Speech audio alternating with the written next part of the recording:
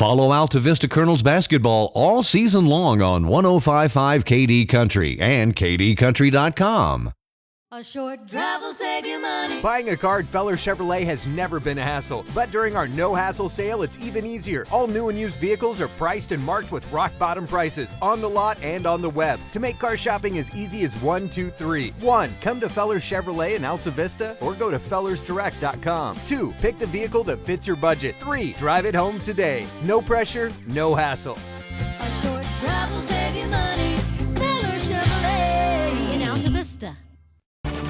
Hi, folks. I'm Adam. And I'm Tony. We're your hosts for the Big Bluegrass Bonanza every Sunday night, 7 p.m. to 9 p.m. right here on 105.5 KD Country and at kdcountry.com. You'll hear some of the biggest names in bluegrass from yesterday and today. We'll also be featuring local bands as well. Big Bluegrass Bonanza is sponsored by Williams Body Shop, Webb's Tire Company, CarQuest, Robinson Funeral Home, the Prospect Diner, Appomattox Outdoor Equipment, all in Appomattox, B&L Carpet and Tile in Halifax, and Choice Hibachi Buffet in Lynchburg.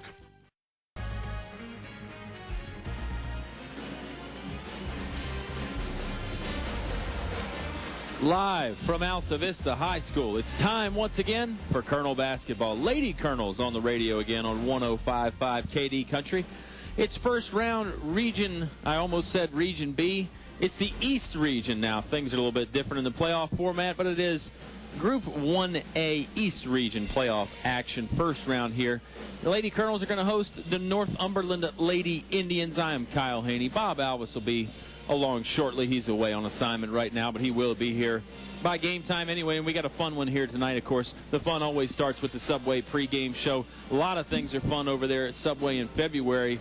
You can get the flat pizza, still 2 for $5, the flatbread pizza, chicken enchilada melt, spicy tuna, all kinds of great stuff. Another wonderful experience stopping in there at Subway as usual. Kendra and the gang making it always a great time. Robert Duff always outstanding with the customer service down there at Subways in Altavista. Two fantastic locations right there on Main Street, and then also in Walmart on the Clarion Road.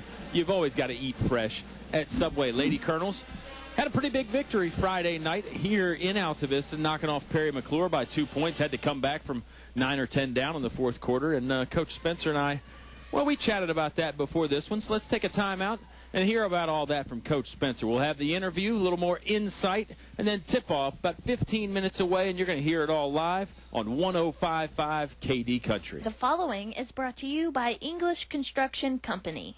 What do basketball, choir, drama club, and marching band all have in common?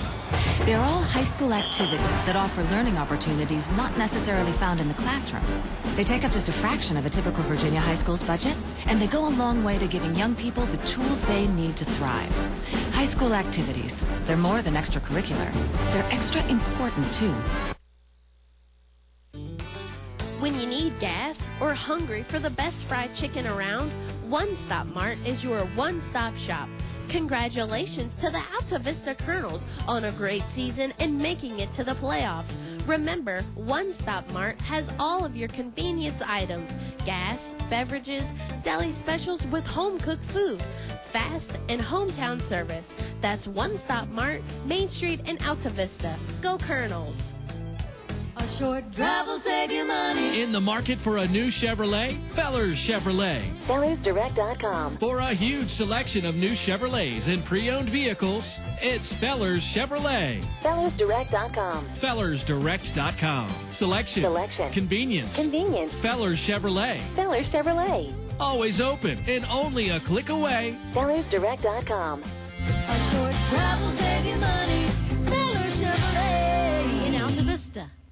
Your station for high school sports play-by-play is 105.5 KD Country. Back here on the Subway pregame show. Having fun already, and the pregame show just started. Talking again with the head coach of the Lady Colonels, Coach Spencer. A great win the other night in the Conference 44 championship game. I think you guys were down 10 points there at one point in the third quarter, maybe even the fourth quarter. Really a great way to come back, and I'm sure not exactly the way you drew it up on the chalkboard, but still a great win for your team nonetheless. It was, very proud of the kids' effort on the court. They never gave up and found a way to get back in it and found a way to win.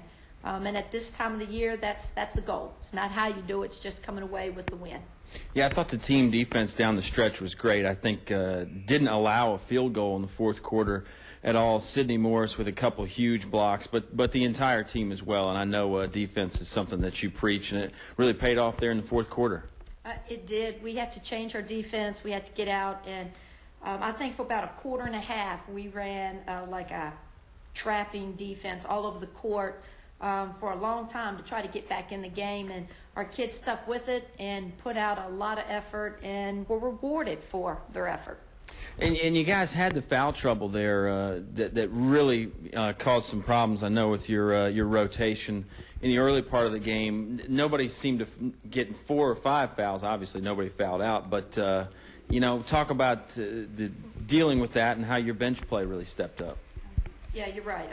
Had foul trouble with multiple players. I think we had in the first half 3 starters on the bench, along with Sydney being injured with the ankle. So it really changed the player personnel we would like in the game, and it changed how we could play. So we're pretty happy, honestly, to get into the locker room, actually with the lead at halftime at, 15-14, to be up or even still in the game. I thought was a pretty good job for our kids. Yeah, good opponent in town tonight, Northumberland, the Indians from over there east of Richmond. Tell us what you know about the team you'll be taking on here this evening. Athletic, very quick, physical team, kind of guard-orientated, have a 1,000-point score on their team and some aggressive physical post play. So a different team than what we played against Perry McClure, but, hopefully we'll be prepared. You mentioned Sydney's injury the other night. Is that going to keep her off the court tonight, or just don't know yet? Our plans are certainly to play her, and how well she can play, how long and effectively she can play, we'll see. She's a competitor and she wants to be out on the floor, and if she can play, we'll give her a chance to play. Final thought for the interview here in the Subway pregame show. You mentioned your team handling the pressure and handling the big crowds, and obviously the further and further you go, the more the pressure mounts up. And you mentioned outside of your 3 seniors, not a lot of people on your ball club have minutes in these big situations. But did you like how your team responded the other night with the big crowd and the big atmosphere? I did. I liked how they handled the game, how they came out and responded. I'm not sure if they feel.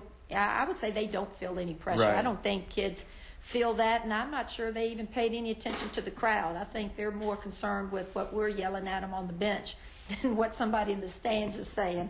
Well, that's probably a good thing. Subway pregame show returns here. Coach Spencer, best of luck to you. Tip-off against Northumberland about 10 minutes away on 105.5 KD Country. English is so much more.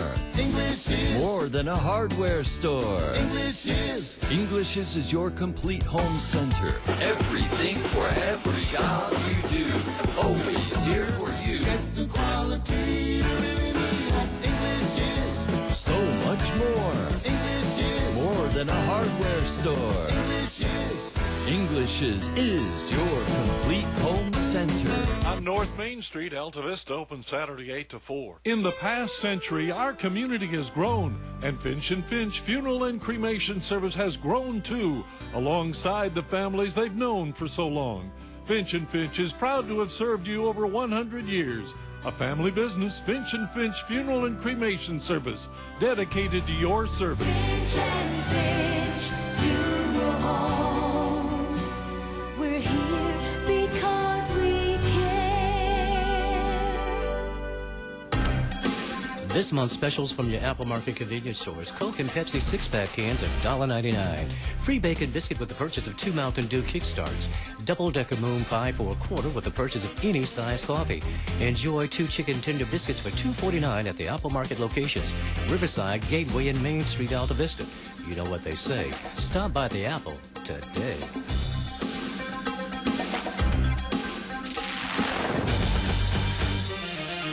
More live high school sports action on 105.5 KD Country. Subway pregame show returns here. Northumberland Indians taking on the Lady Colonels from Altavista. First round playoff action here, Bob, in the new format that we have. We've sort of been discussing it all year, and here we are. It's around, but anyway, it's an 8-team region. It's sort of like the old days. If you can get to the region final, you've assured yourself a spot in the state tournament. But now there's not a state quarterfinal because there's just 2 regions now, so you're already in the state semifinals. And we've mentioned it, and it bears repeating, I think. Any game the Lady Colonels or the Colonels guys team play from here on out in the region tournament will be here at Altavista. Once you get in that state semifinal, obviously you're going to have to go on the road for that. But it is going to be nice to host this entire region tournament here at Altavista as long as you keep winning. Right. I was going to preface it with let's not count any chickens before they pop out of the egg. The Lady Colonels and the Guy Colonels have to keep winning. And the thing about it, Kyle, as you well know, at this point in the season, that's not a given at all. Everybody's good. Yeah. Deserves to be here. Excellent point. I mean, everybody that's in the postseason at this point has a solid basketball team. Maybe not, superstars, but obviously you're going to see some good ball clubs, and you're going to see some good players as well. And you heard Coach Spencer talk about a little bit of that there in the pregame show. It was really an outstanding win Friday night, Bob. Let's recap that a little bit. I mean, the Lady Colonels had the lead at halftime, then things slipped away from them. Back and forth contest against the Perry McClure Lady Blues. Lady Blues went up as much as 10 at one point in that second half. Lady Colonels just came storming back. Great defense down the stretch. Didn't allow the field goal in the fourth quarter. Yeah, and I was talking to 2 people who I consider supremely cool and multi-talented. The two of the assistants from Altavista High School, Sarah Maddox and Susan Short. They told me they were never worried. They were just cool as can be. And I said, well, you need to give me some advice then, because I need to be that cool. Lady Colonels, I mean, it looked like they really snatched victory from the jaws of defeat there for a long time. But give the defense credit. We always talk about Altavista and the guys team of how solid they are defensively, but the Lady Colonels did not give up a field goal at all in the second half, in the fourth quarter, I should say. Yeah, very impressive. I mean, the back line defense there from Sydney Morris, the guard play defensively was outstanding as usual. And you said it, coaching staff maybe wasn't worried. Coach Spencer mentioned that in her interview, that she doesn't think the players seemed to feel any pressure. She didn't think the big crowd bothered them. So that could bode well for the Lady Colonels down the stretch. We'll step aside and let our sponsors tell you a little bit more about themselves, and then we'll be back. Tip-off about 7 minutes away. You're going to hear every second of the action live on 105.5 KD Country. Life happens. Divorce, family problems, criminal charges, civil litigation, personal injury cases.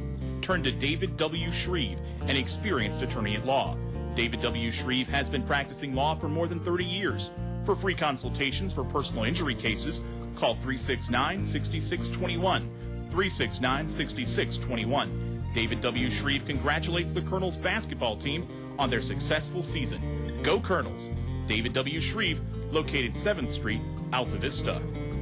I'm hungry. What are we doing for lunch? E&S Mart. E&S Mart? I knew they had the best gas prices in town, but lunch too? You can get 2 hot dogs and chips for $2.99. Wow, $2.99? Yep, high-quality Nathan's and Jesse Jones hot dogs with over 30 items from the topping bar, so you can load it up the way you want. Okay, so let's go to E&S Mart on Lynch Mill Road, across from the elementary school. With the best selection of craft beers in the area. Virginia's oldest and most experienced bus distributor, Sonny Merriman Incorporated, is Virginia's premier Thomas-built bus dealer. Sonny Merriman has been providing buses to schools, churches, medical facilities, and transit agencies for more than 45 years. Sonny Merriman is recognized for outstanding service and customer satisfaction. Sonny Merriman wishes to recognize the Altavista Colonels basketball teams on their outstanding season, and good luck in tournament play. Now, back to the action on 105.5 KD Country.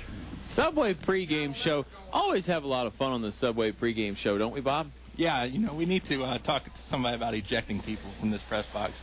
Maybe the athletic director can help us. Wait, no, Dean Hubbard and I just joking around. We'll have to hire our own private security. Yeah. Yes, exactly. Well, I'll tell you, with the way Altavista plays defense, as soon as somebody loses eligibility at some point, they might be the secretaries of defense, because the Lady Colonels, like we talked about, I think if they keep margins low, it's hard to score against them. It really is. I mean, that defense, tough all game long, but when you can really just tighten up and just entirely clamp a team down in the fourth quarter like that, it's really going to be something that you can hang your hat on and something that's going to lead to a lot of victories. And, you think about it, Bob, it's a 5-game season at this point. 3 games in the regionals, 2 games in the state tournament. Not that hard to get on a 5-game run, really. No, it's not. I was going to say this, you being the boxing fan. I mean, it's not like Perry McClure was bum of the month.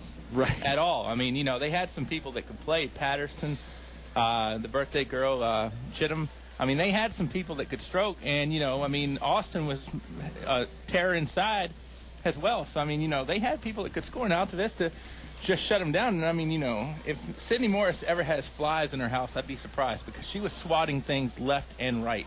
Yeah, did a lot around the rim there, rejecting shots, sending them away. And, boy, just even when she doesn't block it, Bob, she alters it. The player knows that they have to throw it up differently when Sydney's around, and then it obviously doesn't have the same percentage of going in. But, Sydney didn't practice yesterday, Bob, and she is out there on the court right now, and you heard Coach Spencer in the interview. Going to give it a go. Right. But some question about, the strength of that ankle and Sydney's play in general, and Coach Spencer said, we'll just have to see as the game goes on. I mean, it's like anybody else could injure their ankle out there at any point during the game. So they're going to give it a shot and see what happens. But we saw it slowed her down a bit there on Friday night. Well, and I was going to say, with all due respect, Sydney Morris offensively was pretty much a non-factor for the Lady Colonels. Had 2 points, but Kelsey... Which is rare for her. Or Chelsea Robinson and Kalia Donegan, you're absolutely right. It is rare, but they definitely picked up the slack, and that is not rare. Robinson had 10, Donegan had 12, and, one of my players of the game, Erica Mabry, coming in, hitting that 3. Stone cold. I mean, cold as ice, came in, stroked that 3. That was a huge lift for the Colonels, and I really thought that was the catalyst that got them going. Great momentum booster. You're right. When Mabry came in off the bench, nailed the 3, when really it was a time when the Lady Colonels had not scored in a while. I don't know how far it was in minutes, but it seemed like an eternity there for a while. And Mabry came in, broke the ice with that, and then you said it, the 2 other very dominant senior players for the Lady Colonels, Chelsea Robinson and Kalia Donegan. Outstanding stuff, double figures, and pulled in a lot of rebounds as well off that glass. And, the atmosphere in here, I thought Friday night was great. One of the best high school basketball atmospheres you'll see, with both schools being represented in boys and girls. Tonight, Northumberland is a little bit farther away. They have their own radio crew here, so it's not so much, where they traveled well. I mean, it's not Nebraska football tonight, without a doubt. And with that being said, the pep band helps make some energy, but the Lady Colonels have got to count on themselves to make a little bit of their own energy tonight, Kyle. And, Deborah Spencer and Susan Short and Ed Frazier and Sarah Maddox have done this a time or 2. And people like Sydney Morris and Kalia Donegan have done it a time or 2 as well. So I think everybody throughout this is battle-tested, but you just got to wonder how will the youth fare tonight. No, great point. I mean, definitely battle-tested with those 3 seniors. And some of the underclassmen played some pretty good minutes last year, and you're right. The coaching staff certainly has seen a lot of basketball in their day. No slap in their face because, let's face it, none of us are getting any younger. But that coaching staff knows what they're doing, and they're going to have all the right answers. Just a question of can you execute out there between the lines, and we'll see how that works out tonight. You mentioned Northumberland. Long trip. They're out there east of Richmond on one of those peninsulas. I think it's the third. Yeah, it's the third peninsula up when you look at the map. But I flunked Geography 101, as you know, so that's not going to do any of us any good tonight. Going to be some good basketball, though, tonight. And you mentioned the pep band. What a great atmosphere. It really is fun to come to a game out here at Altavista. Mike Cardellaro and I are going to talk about that a little bit in the boys' game, but I'll tell you, Mr. Ruiz and the leader of the pep band, he even gets the tuba going, and I'll tell you. Sousaphone. Right, yeah. Seeing that tuba spin around, too. I mean, that's resembling of, those high school football bands, or those college football bands, I should say, that, it's not just music, it's a show. Yeah, it is. They keep it fun for everybody. The crowd's always into it. It's always a great atmosphere for hoops here at Altavista High School, Bob. Telling you, I mean, none better. Light show? I don't know. I'm not sure that there is any better. Well, in high school anyway. I mean, there's some nice things going on at the college level, but that's arguable too. I mean, some, and really, you look at the Chicago Bulls, and they're the first team I really remember doing the light show. But everybody does the national anthem. We'll take a timeout and come back with more right after this on the Subway pregame show on 105.5 KD Country. English Construction Company has been in the building business since 1909, so it's only natural that they appreciate the building process. They recognize the fact that organized sports programs build character as well as bodies and minds. They know that high school sports build our youth into more well-rounded and more productive adults. English Construction Company is proud to be a sponsor of high school sports and salute all athletes, coaches, and teachers. A word of praise and encouragement from English Construction Company with offices in Lynchburg. When you need gas or hungry for the best fried chicken around, One Stop Mart is your one-stop shop. Congratulations to the Altavista Colonels on a great season and making it to the playoffs. Remember, One Stop Mart has all of your convenience items, gas, beverages, deli specials with home-cooked food, fast and hometown service. That's One Stop Mart, Main Street in Altavista. Go Colonels! A short drive will save you money. In the market for a new Chevrolet? Fellers Chevrolet. FellersDirect.com. For a huge selection of new Chevrolets and pre-owned vehicles, it's Fellers Chevrolet. FellersDirect.com. FellersDirect.com. Selection. Convenience. Fellers Chevrolet. Fellers Chevrolet. Always open and only a click away. FellersDirect.com. A short drive will save you money. Fellers Chevrolet in Altavista. Now, back to the action on 105.5 KD Country. Tim Dudley, an outstanding rendition of the national anthem, and if he can live long enough, Kyle, maybe he could sing at one of our weddings because he can belt it out. He really can. We talked about the great atmosphere at Altavista High School for a game. Tim Dudley's a big part of that. He's he's installed himself as a sort of a mainstay here of national anthem last couple times, and you know how fickle those coaches are with winning streaks. You know, if Tim Dudley sings the national anthem before a big victory, got to keep bringing them back. But hey, you were right about it. The man can sing, so let's just keep bringing him back all the time. I agree. If we can afford it. It's on. We'll put that on Hubbardsville. Right. So definitely, Altavista. They're talented singers. They're talented defense. Let's hope they can be talented at least tonight. Lewis Howard bringing in the Northumberland Lady Indians, and they will start as follows. Number 11, Tylisha Crockett. She's a 5'5" senior forward. Amaya Seldom, a 5'6" sophomore forward. Raja Shabazz, a 5'7" sophomore guard.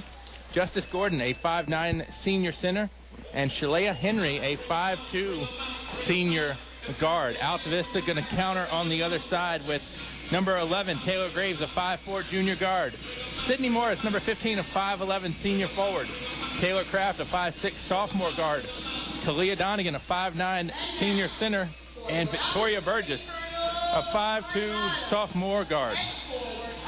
Colonel's kind of young. I mean, we don't talk about that enough, honestly. I mean, Robinson starting instead of Graves, 5'6" senior forward. Robinson, Morris, and Donegan are your three seniors on the squad, but everybody else is a junior or younger. Yeah, pretty young squad once you get past those three senior leaders there, the three all-stars, but it is a squad that it's got a good mix of young and old, really. When you talk about those three and you talk about some youth that they have that wasn't around last year, or maybe wasn't around playing starting minutes last year anyway.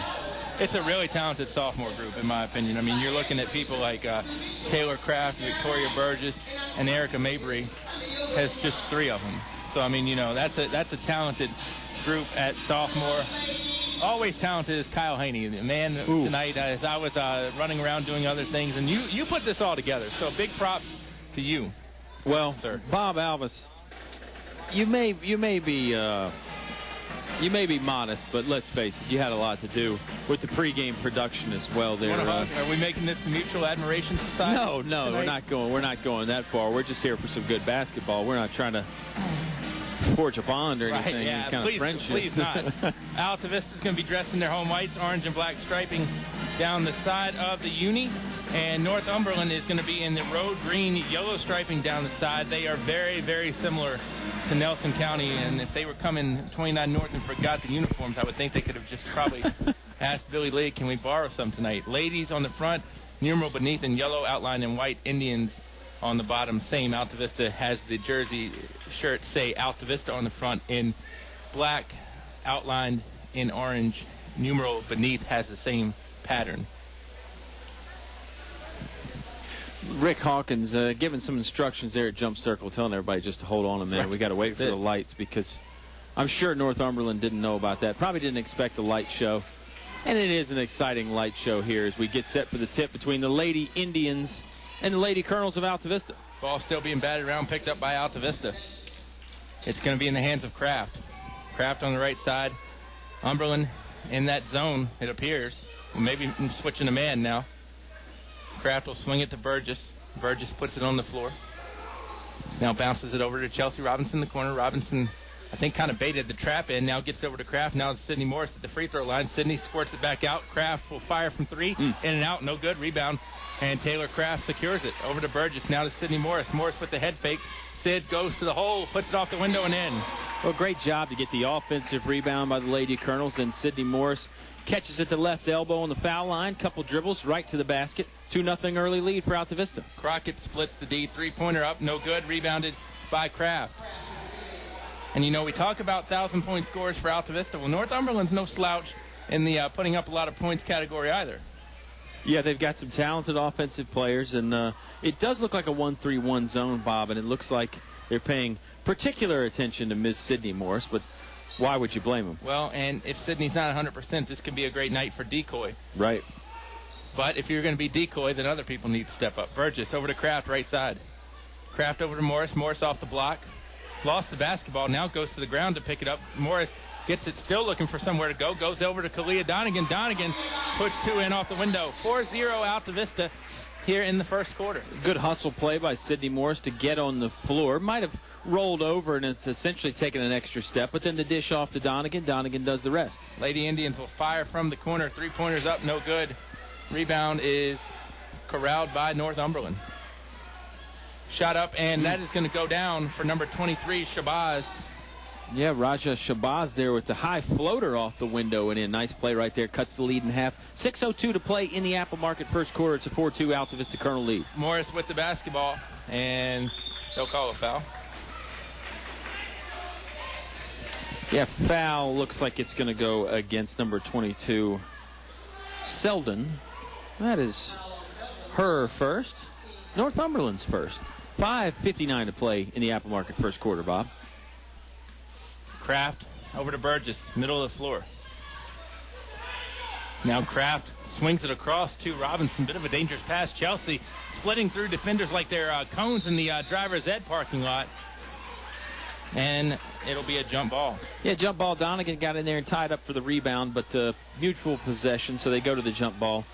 Great move there by Chelsea Robinson. Great way to describe it, too, Bob. She was just weaving in and out of defenders like they were standing still. Altavista showing some pressure.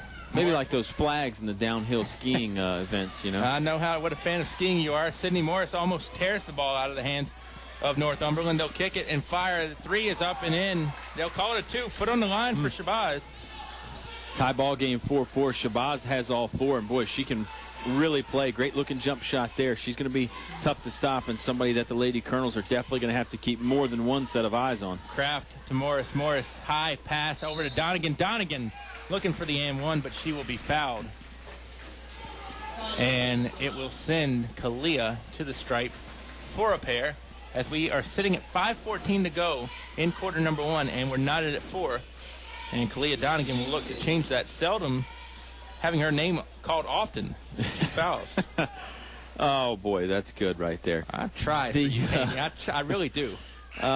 First free throw goes in for Miss Kalia Donegan. It was a great offensive setup to open up Donegan down low. Morris catches at the high post. We mentioned everybody's paying attention to her. Then she feeds down low to Donegan on the low post. We saw that a lot from them last year, the high post, low post game, and that's one of the benefits of having two very good post players. The guys do it with the brothers Johnson all the time very effectively. I would say so. Both free throws go in for Kalia Donegan. 6-4. Lady Colonels retake the lead. 5:10 to play in the Apple Market first quarter. Shabazz splitting the defense for Northumberland. And she'll get it back, and she'll fire again from three, and it's in. No foot on the line this time. Shabazz knocking it in. She's got all the points so far for the Lady Indians, and you can see why she's a good player. Robinson almost took a step and got rid of it just in time, maybe after time, to be honest with you. And she's going to be fouled. by Shabazz. I don't know if, college basketball fans and fans especially of the University of Connecticut might remember a Kareem Shabazz. He was 7'2" center, and he could dominate games just with the shot blocking ability. Well, Shabazz is doing it with the scoring ability right now for Northumberland and keeping them in this and ahead right now, 7-6. As Donegan gets it again and answers Shabazz's three with a possible three of her own, and she'll go to the line for the old-fashioned three-point play. Yeah, Kalia Donegan, somebody capable of taking over games with her defense and her offense. Great play right there. Just gets you within 2 feet of the basket. Finishes the shot with the foul. Free throw on the way here. Donegan putting together a nice first quarter. And I'll tell you, if Northumberland's not careful, Altavista is going to be shooting before we know it. 4 fouls against the Indians, 0 against the Colonels. Great point. And normally I say, whisper in the ear of the official, but Altavista's been pretty clean. Yeah, Altavista maybe gotten away with 1 or 2 walks. Maybe I think that Coach Lewis Howard for Northumberland wasn't too happy about. But you're right, Altavista's defense playing a pretty strong game right now. In the corner it goes to Crockett. Crockett will bring it out with the dribble. She's guarded by Victoria Burgess. Now over to Shabazz. 9-7 Lady Colonel lead. Shabazz guarded by Robinson. They're giving Shabazz the right. Robinson tries to hand in with the steal. Three-pointer is going to be hoisted up by the Indians. That's short. The rebound is high up off the window. No good. Northumberland again with chances. They'll get it back, and Crockett with another three. No good. Rebounded by Robinson. Well, Northumberland doesn't mind firing the 3-ball. Here comes Robinson down the middle of the lane. Again, going through cones. The shot will not fall. It was too strong. Shabazz with the rebound. She'll throw it cross court. Northumberland all the way in, and that is going to be Henry short on it, or actually long. Morris with the board. Katie Crowther in the game now for Northumberland as well. Kalia Donegan with the basketball. Donegan pushed off the block. Now over to Kraft. Kraft squirts it through to Morris. Morris, short free throw line jumper will be short. Rebound, Northumberland on the floor, and the jump ball is called. And the possession arrow is going to stay here with Altavista. Colonel's going to our right here in quarter one on your listening device. And Northumberland, the Lady Indians, going to the left. Sydney Morris, 10-bound. 3:32 left to play in the Apple Market first quarter, Bob. Let's see if the Lady Colonels can come away with some points here. Kraft for three. That's going to hit short and go off the glass. No good. Robinson with the board. She'll stick it up, and it'll fall off the back plate and go down the hole. 11-7 Altavista. Nice effort by Chelsea Robinson. She was really surrounded by 3 Northumberland players. Just rose up above everybody, snatched in the rebound, stuck it right back up. It's an 11-7 Lady Colonel lead. Northumberland with the basketball. Shabazz doubled. Now pitches it over to Henry. Henry tries to pitch it over. Morris catches it. I'm very impressed Sydney kept that ball in bounds because she was really tight-roping the sideline, but Taylor Kraft can't keep the pivot foot, and it's going to go back over to Northumberland as we have hit the 2:53 mark of quarter number one, Apple Market first quarter. Check out the weekly specials. 3 locations to do so. And they're all great, Bob. I popped in there before the game as well, and why wouldn't you stop by the Apple Market? Shabazz with the basketball. Robinson goes for the steal. Shabazz just kind of crossed over Chelsea right there. Now she'll get it over to Henry. Henry back over to Shabazz. Shabazz in the corner to Crockett. Crockett comes back out with it. Now spins around, gets Burgess off of her, takes a shot up. Morris with the deflect. Sydney gets into the hands of Victoria Burgess, and Burgess is going to be fouled. Or, pardon me, Burgess is going to be the fouler, I believe, as they're going to call her. Nope, it was against Northumberland. Yeah, it was against. Too confusing for me, Haney. Take it. A little bit. It was Tylisha Crockett there with the reach in. No, you're right. The official kind of gave a signal that you'd see more so associated with an offensive foul, and I think that was what threw you off a little bit. He sort of gave the push-off elbow signal there, but certainly the foul was on Northumberland. 2:20 to play. 11-7 is the lead. 5 team fouls on the Lady Indians. Donegan will sit for a spell. So will Kraft. Casey Cox and Brittany Mason enter. Morris kicks it out to Robinson. Robinson looking for somebody to go to. Mason trying to get position. Mason gets it underneath. Mason's shot is up. No good. And rebounded by Crowther. Here comes Northumberland back the other way. 2-minute warning of quarter one. The shot got altered a little bit by Crowther, who is 5'10", and that's pretty tall in the girl ranks. So, it's not exactly short in the guys' ranks either. So I'm only 5'11 and a half, and I throw that half in there just to get me closer to 6 foot. Morris has it deflect, and now Sydney comes away with it. She's got Cox on the other side. Morris takes it up and in, and one.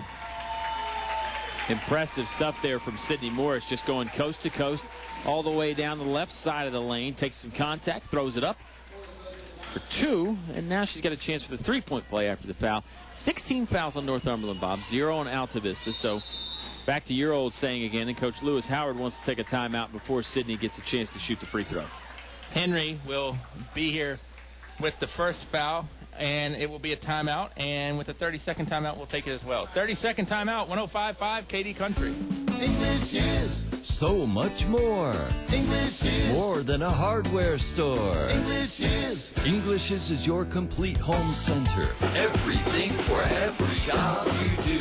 Always here for you. Get the quality you really need. That's English is So much more. English is More than a hardware store. English is your complete home center. On North Main Street, Altavista open Saturday 8 to 4. Your high school sports station, 105.5 KD Country. Bob, that was Kyle Haney. Kyle showing off his musical knowledge to me in the break. I don't know my instruments, okay? Morris with the basketball. Free throw is no good. Rebounded by Chelsea Robinson. Robinson sticks it up. That's going to hit off the side of the iron. No good. Rebounded by Shabazz. Yeah, Bob and I were discussing these subtle nuances of the instrument Mr. Ruiz, the band director, plays. It's actually a sousaphone, not a tuba. But they're like cousins. Love to show but off. They're like cousins, you know. Henry over to Shabazz. Now back to Henry. Swung to Crockett. I'll tell you, Northumberland, very athletic, Bob, and I think their coach Lewis Howard wants them to slow it down a little bit. Early part of the first quarter, they were just firing up some wild shots. Now they're starting to take their time and be a little patient. Crockett's runner was well within reason. Burgess with the rebound gets over to Robinson. Down to 1 minute here in quarter number 1. Robinson drives baseline. Cut off and gets it back out to Burgess. Burgess, Cox, Morris, Mason, Robinson on the floor for Altavista. Casey Cox cut off. Now gets it over to Brittany Mason. Mason on the floor once. Now over to Morris. Morris with a head fake. Drives to the bucket. And the foul is against Justice Gordon. I hope Northumberland brought enough players tonight. 17 fouls already, so Altavista's in the bonus from here on out this half, and we still have 44 seconds left in the quarter. First foul on Justice Gordon. And it's going to be a 2-shot foul. Yep. Sydney could not convert the layup. She does convert the first free throw, however, there. And you mentioned the foul issues. I think a big part of it is Altavista's attacking the basketball. Yeah. They're getting their shots from close in. 5 feet, 4 feet, 2 feet, that kind of thing. Northumberland, they're settling for the 3 balls and the long shots.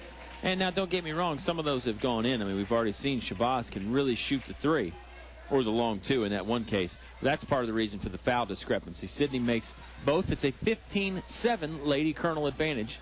35 seconds left to play in the Apple Market first quarter. But Shabazz has all 7, too. Yeah. And, you know, we can play good cop, bad cop on that routine. Shabazz with the basketball. Robinson now giving her the left. Kick in the corner. The 3 is up and good. That is Henry to break the ice of Shabazz and Shabazz and Shabazz. Yeah. 15-10. Shirlea Henry firing up the 3-pointer. And, boy, Northumberland settling for the long ball. Robinson's 3 is too hard. Crowther with the board. Shot. Clock is down to 4. Down to 3. Somebody's going to have to put it up. Shabazz will. The 3 is up off the window and no.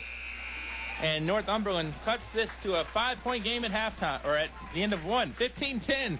Altavista, we're back in 60 on 105.5 KD Country. In the past century, our community has grown, and Finch & Finch Funeral and Cremation Service has grown too, alongside the families they've known for so long. Finch & Finch is proud to have served you over 100 years. A family business, Finch & Finch Funeral and Cremation Service, dedicated to your service. Finch & Finch Funeral Homes. We're here because we care.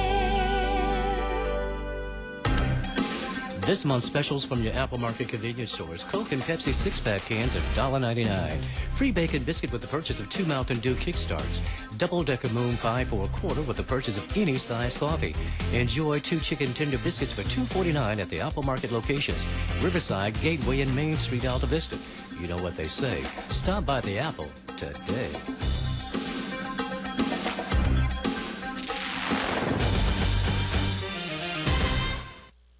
Your station for high school sports play-by-play is 105.5 KD Country. Bob and Kyle back here from the friendly confines of Altavista High School. K.H., your thoughts on quarter one? Well, I thought it was interesting. Northumberland getting all their points from long range. I mean, their shortest shot, I think, was Shabazz hitting that runner from about 16 feet. Other than that, everything was from either on the arc or beyond the three-point arc. So the Lady Colonels have done a nice job dominating the paint.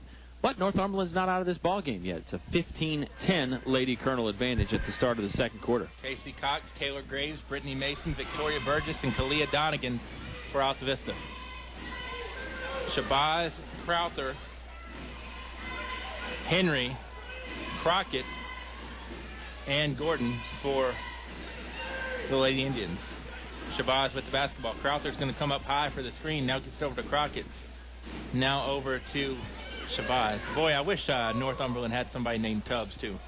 Then I could say Crockett to Tubbs. You're too young for that Miami Vice stuff. Shabazz with the basketball. Crowther's starting to screen for her now pretty much consistently on every play. Shabazz with it.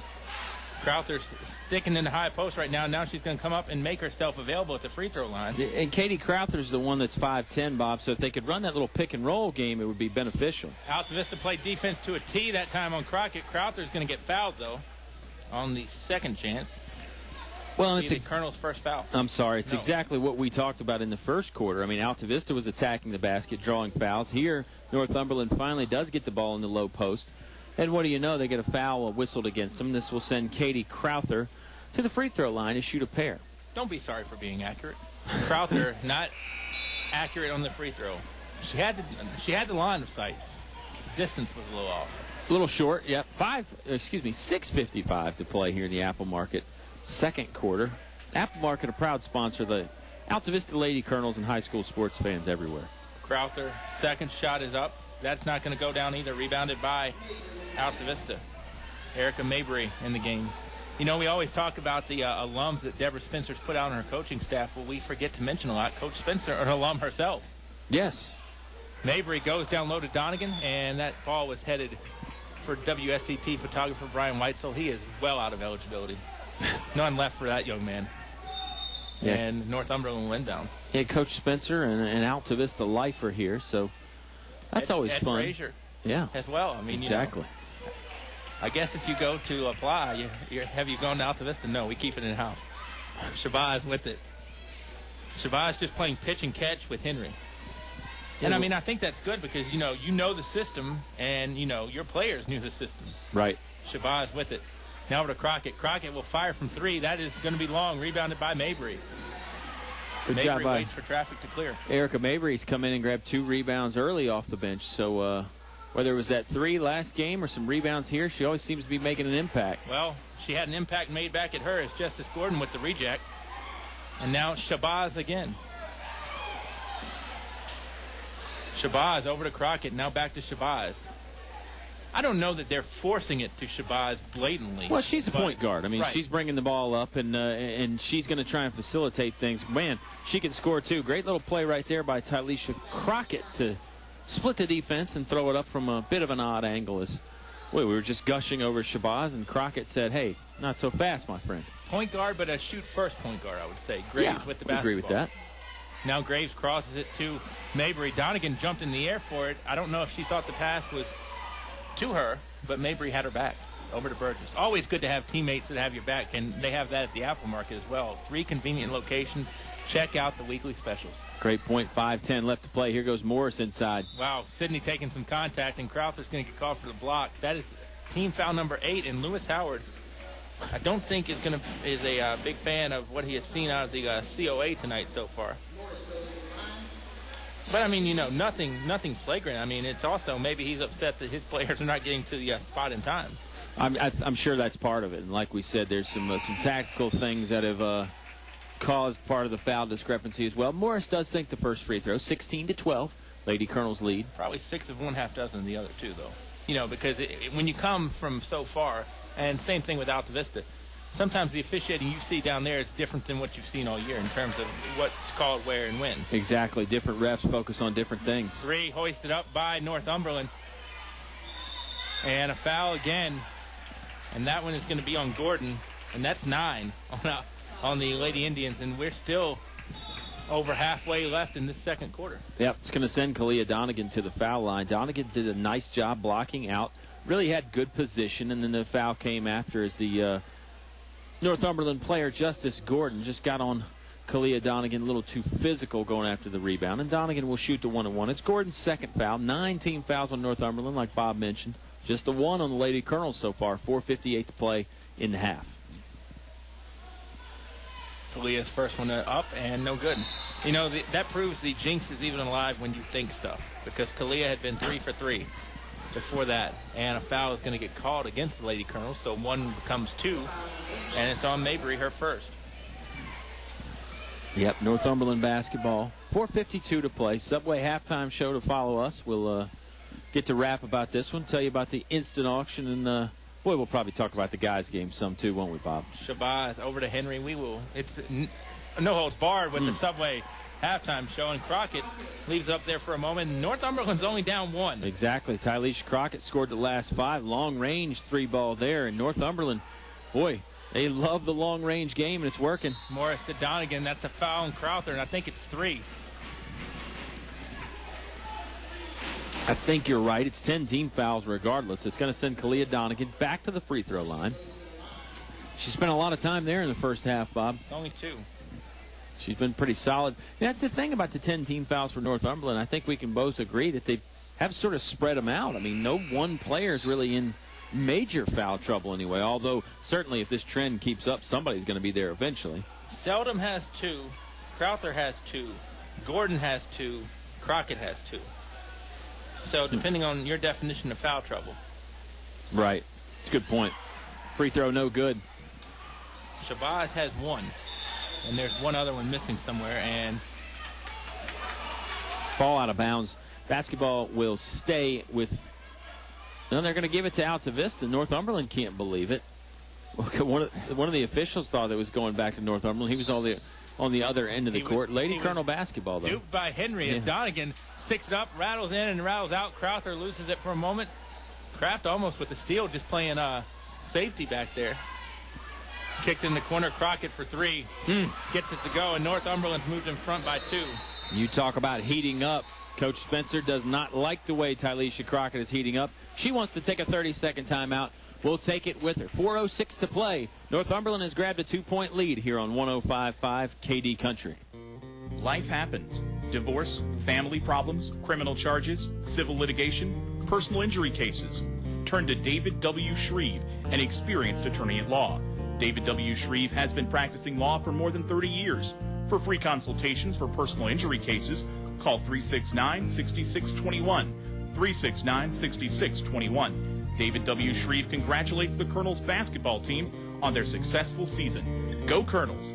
David W. Shreve, located 7th Street, Altavista. Now, back to the action on 105.5 KD Country.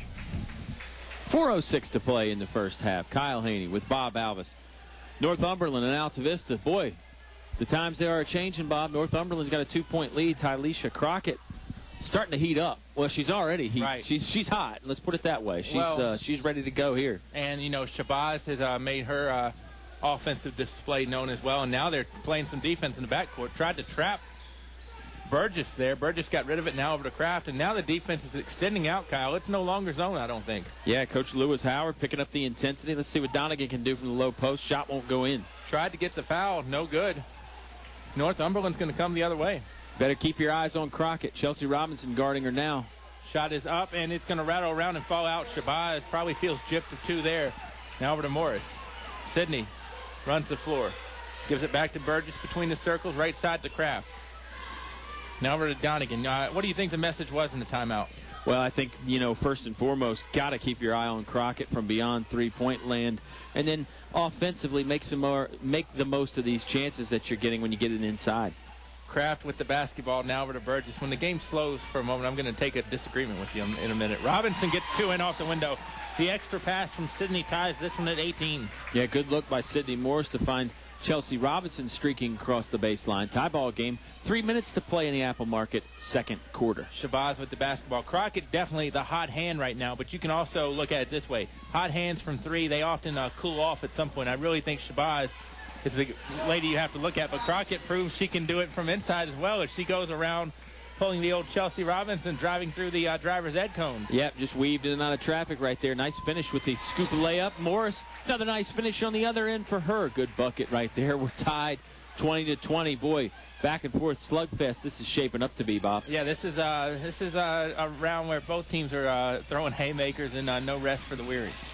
Corner pocket it goes to Northumberland. Lady Indians pitch back to Shabazz. Shabazz all the way in. The free throw line runner is up and in. Shabazz with two. Well, and you see now that Northumberland is attacking the inside as well as the outside. Crockett made the threes, but their last 4 points have come in the paint, so they've got a nice balance going on now. Morris reverse underneath, too strong by Sydney. Donegan takes it up, and she's going to be fouled by somebody, and we will see who the official calls it on. It looks like it's on number 30, Justice Gordon. Should be her third. It's 11 team fouls on Northumberland now. It really doesn't matter as they're over 10. Counting after 10. Kyle Haney did not, folks. I like to keep counting just purely for broadcast purposes. Yeah, that too. Kalia Donegan back on the free throw line again, Bob. She's been there a bunch this half. And she's pretty good from there, so it's obviously something Coach Spencer does not mind. It's a 22-21 Northumberland lead. It's a tongue twister when you try to go too fast. You can't say that too fast. And exactly 2 minutes to play here in the first half. Second free throw in and out, but Morris grabbed the rebound. And they're going to call a travel. 1 minute and 57 seconds to go here in the Apple Market second quarter. Or as I like to call it, the frame. 22-21. Crockett maybe just tried to, like we said earlier, kind of maybe just loosen up that defense to where they thought Altavista would just pay attention to threes, but Altavista now is just chasing, and Robinson is going to be called for the foul. I would say controlled chasing. I don't mean chasing like they're just running around, like wild turkeys the day before Thanksgiving. I mean, they're playing defense. Well, we've talked about how good the Altavista Lady Colonel defense is. It's a little bit different of an offense to try and defend against here when you get two very good guards in Shabazz and Crockett. They both can shoot the ball from outside, and they've got some size inside as well. They weren't trying to go to it earlier, but now they are trying to attack the middle of that defense, the interior a little bit. So that's making it tough on the Lady Colonels. Asia Henry seeing her first action of the day. Shabazz off balance, shot no good. Henry kicks out. Crockett for three.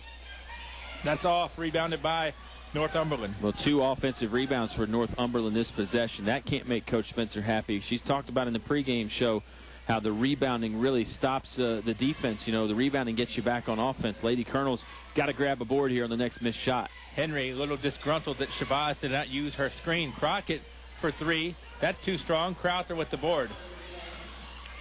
Another offensive rebound. On the rug. Yeah, I'm a little bit more concerned about that than anything, to be honest with you. I mean, the defense is initially doing their job, Bob. They're getting the missed shot. They just can't grab the rebound. You got to go back on defense again. Shabazz all the way runner in front of the free throw line, and Shabazz took some contact. I thought she was selling the foul, but if she's selling it, she's really playing it out now because Shabazz hit the turf. She's on the ground now, going to get helped up by some teammates if she can. It favoring her elbow a little bit, and I don't know that she's going to be able to keep going just by the look on her face. She's up, and she's at the free throw line. And she did. Kind of shaking it off, like, now it's almost just the hand, the elbow. I mean, right. What bone's connected to the what bone here? She did tell the referee, yeah, I'm good, I can stay in. Just maybe a funny bone, Charlie horse kind of thing where it just goes numb for a second. Nothing funny about the funny bone. Good point. 35.2 seconds is all she's got to tough it out, too. And I have a feeling that Altavista would probably, take a little bit of air out of the ball, so she's really going to get to rest after the possession. Yep, didn't affect her at all on the first free throw. Sinks that one. It's a 23-21 Lady Indian lead. Do you realize most people could probably shoot better injured than we can healthy? I do realize that. I hate to admit it, but I do realize it. Shabazz, second one's up and in. 2 out of 2, so Altavista trails by 3. See if the Lady Colonels do want to hold for one shot, Bob. They may just trying to get the best look they can get no matter what time-wise. So they may try and run some clock down, go to the locker room with the last shot. Robinson over to Burgess, down to 20 seconds to go. Pass into Donegan, a little scary for a moment. Kalia can't get the first shot to go, and she'll get another one, and she will be fouled.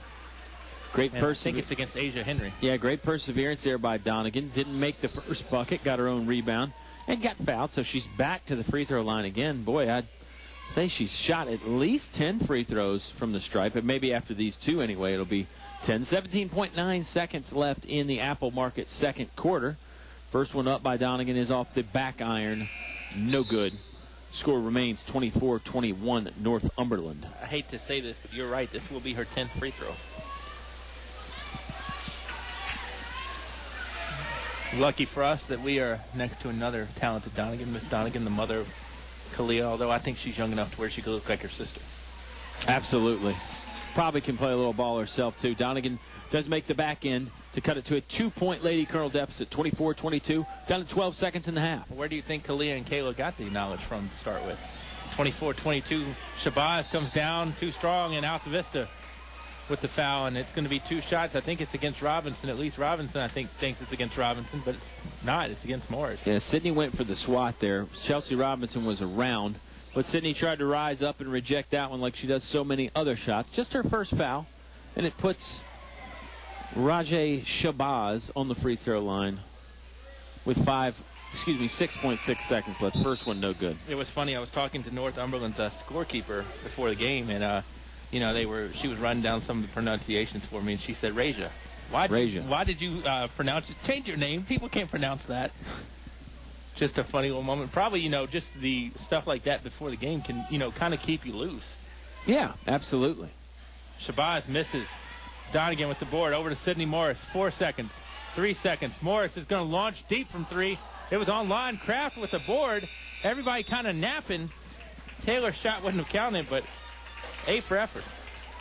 At halftime, we have come 24-22. Altavista trails Northumberland by a bucket. We'll have halftime activity for you right after this timeout on 105.5 KD Country. I'm hungry. What are we doing for lunch? E&S Mart. E&S Mart? I knew they had the best gas prices in town, but lunch too? You can get 2 hot dogs and chips for $2.99. Wow, $2.99? Yep, high-quality Nathan's and Jesse Jones hot dogs with over 30 items from the topping bar, so you can load it up the way you want. Okay, so let's go to E&S Mart on Lynch Mill Road, across from the elementary school. With the best selection of craft beers in the area. Virginia's oldest and most experienced bus distributor, Sonny Merriman Incorporated, is Virginia's premier Thomas-built bus dealer. Sonny Merriman has been providing buses to schools, churches, medical facilities, and transit agencies for more than 45 years. Sonny Merriman is recognized for outstanding service and customer satisfaction. Sonny Merriman wishes to recognize the Altavista Colonels basketball teams on their outstanding season, and good luck in tournament play. The following is brought to you by English Construction Company. There's just one place where students are students first, and athletics are played with purpose and perspective. That place is your local high school. High school sports offer more than the joy of competition. Studies show that student athletes in Virginia are also likely to enjoy greater levels of achievement in other areas of their lives, including academics. High school sports, a winning part of a complete education. Now, back to the action on 105.5 KD Country. Subway halftime show finds the Colonels trailing as they go into the locker room. 24-22. The Northumberland Lady Indians on top right now. And really a great first half. Back and forth basketball. But one thing we forgot about, and you wouldn't have heard that first half if it wasn't for folks like the E&S Mart with the largest selection of craft beers in the area. Sonny Merriman, we are Virginia's bus company. David W. Shreve, attorney at law. If you're facing a legal matter, don't do it alone. Apple Markets, check out the weekly specials at all 3 area locations. Finch & Finch Funeral and Cremation Services, a family serving families since 1905. English's, your complete home center. Fellers Chevrolet, a short drive will save you money online at fellersdirect.com. The One Stop Mart, your one stop for gas, food, and beverages. and English Construction Company, wishing our high school athletes an exciting and injury-free game. Of course, if you ever listen online at kdcountry.com, whether you're in Kalamazoo or Timbuktu, you can thank the Walmart in Altavista for that. Save money, live better, Walmart. While Bob's totaling up some numbers and we have a second, gotta tell you again about our fantastic KD Country Instant Auction. Coming up Saturday, March 1st. Bidding will begin at 9 a.m. And, of course, I know a lot of our basketball fans might just tune in for the ball games and then tune away, so maybe you don't know how the auction works. Basically, we've got hundreds of great items that we're going to auction off. All you got to do is call in, make your bid. You know, let's say you want one of these Olive Garden gift certificates that we have. Maybe Bob Alvis might call in and bid $10. Well, I want them more than Bob, so I'll call in and bid $11, and then we'll go back and forth like that. Just like any other auction will work, high bidder wins, and you go home with the stuff. And the stuff is more than just stuff. It's fantastic stuff. I mentioned the Olive Garden. What about a one-year subscription to the Altavista Journal? We got a bunch of golf from several area golf courses, Altavista Country Club, Ivy Hill, Colonial Hills, all kinds of great golf to be had on the instant auction. Gift certificates to the F&L Market in Lynchburg, Applebee's in Altavista. Great stuff for Miller's Jewelry. Point Source Audio. We got a couple guitars from Point Source Audio in Lynchburg. BN Safety Footwear. We're going to auction off a pair of Timberland Pro Series work boots. Great stuff from Steve's Florist on 7th Street in Altavista. Leather jackets from Harley Davidson in Lynchburg. Bob, there's just too many to name right now, but we'll talk about more of them as the game goes on. And we'll take another time out here on the Subway Halftime Show. Bring it back with stats and so much more. 24-22, Lady Colonel's Trail, Northumberland. Subway Halftime Show returns after this on 105.5 KD Country. When you need gas or hungry for the best fried chicken around, One Stop Mart is your one-stop shop. Congratulations to the Altavista Colonels on a great season and making it to the playoffs. Remember, One Stop Mart has all of your convenience items, gas, beverages, deli specials with home-cooked food, fast and hometown service. That's One Stop Mart, Main Street in Altavista. Go Colonels!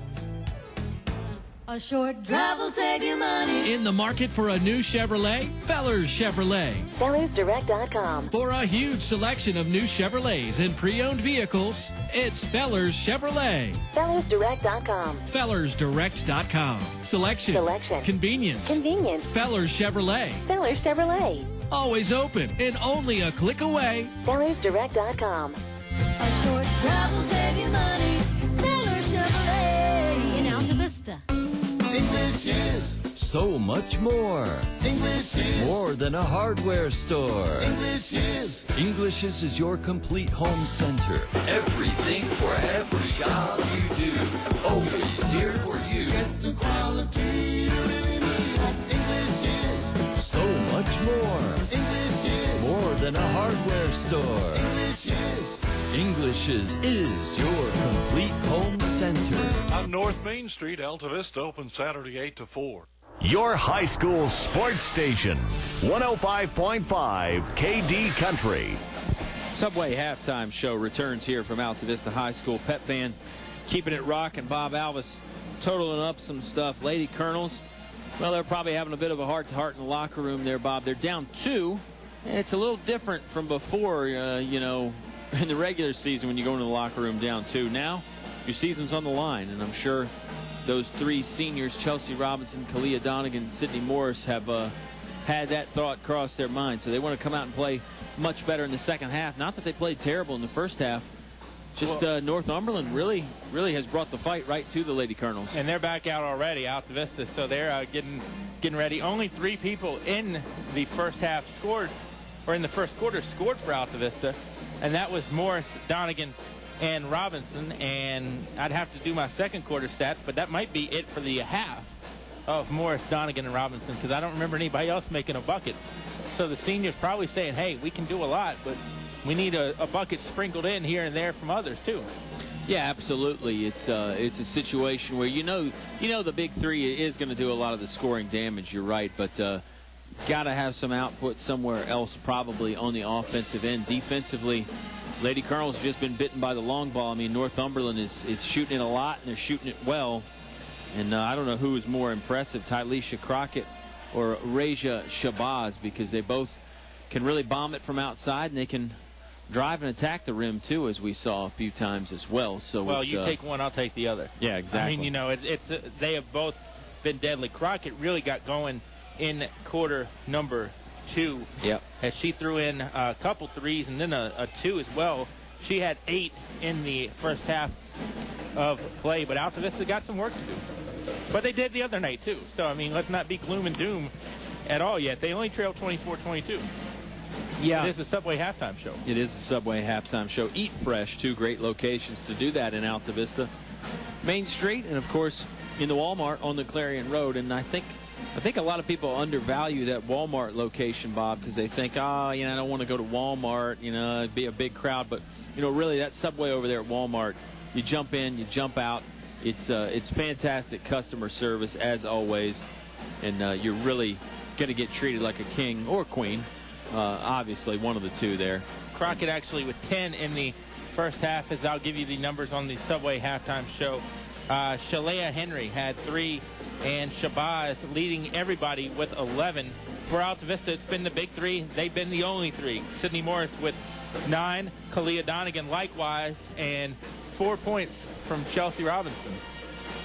So Altavista really, but in a way, I don't want to say this has been the Colonel way, but even back in days of, guys and girls, I mean, we always knew who the big scorers were, and Coach Carlero and Coach Spencer would say, fine, as long as so-and-so can get us 4. Yeah. Or get us, 6, or 3 people together can get us 8, whatever the case may be. I don't know how much it's bothering Coach Spencer, really. And you look at it, it's a 24-22 game, a little bit low scoring, so it's not that strange to only have 3 people score. Only 3 people scored for Northumberland as well, so it's not that odd of a thing to happen. When you got a big 3 like the Lady Colonels do in Robinson, Donegan, and Morris, well, they're going to do a lot of the scoring. And 2 of my friends that are listening that are never strange, anything but 2 Altavista alums, Shael Payne and Lisa Weeks. Want to say hi to them as well as my friends Kim, and Eric. And the officials, the last ones to come out. Rarely do you see that. Yeah. I mean, at this point, right. The horn sounded, and it brought Rick Hawkins and his mates back out. Colonial Beach is straight across from us in the, depending on where you're looking at in the gym, either the northeast corner or the southeast corner, I guess. So Colonial Beach, the Drifters, checking out this one as they are in the region. East Region 1A quarterfinal. Yeah, I screwed it up earlier too. I know, that's why I was trying to be better than you. Yeah, it's a little bit different nowadays, but it is an 8-team regional tournament. And the Lady Colonels, just like the guys, as long as they keep winning, they'll be here every game they play in this regional tournament, but you do have to keep winning. Altavista to our left, Northumberland to the right here, and quarter 3 has begun. Sydney Morris with the basketball and the pass from Taylor Kraft. Now over to Chelsea Robinson. Robinson puts it on the floor, now dribbles it, cut off at the free throw line, and will go back to Burgess. Now in to Kraft to Maddox, Morris to Donegan, pardon me, and Kalia fouled, and third quarter's kind of starting off like the first did. Yeah, with Kalia Donegan on the free throw line, she was there a lot in the first half. If she's there a lot in the second half, I think it'll bode well for the Lady Colonel. 7:40 to go. Great ball movement on that possession. They, really over-rotated that defense. Morris got it into the corner, and then she threw it down low to Donegan, who was there waiting for it. It was a real good team basketball possession for the Lady Colonels. First free throw, no good. And Seldom, again, with the foul. And she started off the game with 2 fouls right away. Yep. Imya Selden, and she, really was one of the ones that came out for a little while. A lot of the people that had 2 fouls for Northumberland just stayed in there, and it got to a point where pretty much the entire team had 2 fouls. You had 1, 24-23. Had to throw that elbow in your gut there at one point. I just can't believe the ref saw it. Altavista with the steal. Robinson playing good basketball right there, and Shabazz will pick up that one. Yeah, I think it's 2 on Shabazz I think now. You're right. And of all the people, well, that's where I just felt the pain, saying I think you're right. Yeah, exactly. 7:24. Of all the people. No, 7:24 to play in the Apple Market third quarter. Wow. Donegan gets the feed on the block and gets in 2, and Altavista's moved back in front, 25-24. Yeah, great look from Sydney Morris there on the lob pass to find Donegan waiting on the left-hand post. And, boy, back-to-back assists there for Morris. Well, no assist on the last one because Donegan was fouled. Crockett puts that up, looking to draw a foul. Well, rarely do you see the bigs share with the bigs. Morris will share again. Sharing is tearing. Chelsea Robinson will go to the line for 2. Well, I'll tell you, you see it a lot with Altavista. I mean, the way Morris can pass, the way Donegan can pass. Chelsea Robinson is the same way. So you do see it a lot with Lady Colonels. 4 team fouls on Emiya Selden now. 4 personals. 3 teams. 4 personals, you're right. 7 minutes to play exactly in the Apple Market. Third quarter. I will bet you she has picked them up in about 5 minutes. Because we've only had 1 minute elapsed in this quarter. And she picked the first 2 up of the game. Yeah. So maybe 5 is high. Maybe less than that, yep. Robinson misses the first. It's a 1-point lead for the Lady Colonels, 25-24. I mean, the fouls racking up is fine for Altavista in terms of getting Northumberland in some foul trouble, but I'm sure Deborah Spencer would like to see the free throws rattle down too. 26-24. Yeah, I'm sure she would prefer her team to be up around 60 or 70% from the free throw line. And I think they're probably falling a little bit short of that right now, maybe right around the 50% mark. I dare to say the percentage is not satisfactory. Basketball in the hands of Northumberland. Crockett with it. Crockett will give off to Shabazz. Altavista just kind of letting them control the basketball right now, and if they want to dribble out front, they can dribble out front. Yeah, Lady Colonels in their zone defense, and now Coach Lewis Howard wants to call a timeout to diagnose that zone defense a little bit. So will we. And it will come with 6:20 to go in quarter number 3. Apple Market third quarter shows Altavista 26-24 for Northumberland on KD Country. In the past century, our community has grown, and Finch & Finch Funeral and Cremation Service has grown too, alongside the families they've known for so long. Finch & Finch is proud to have served you over 100 years.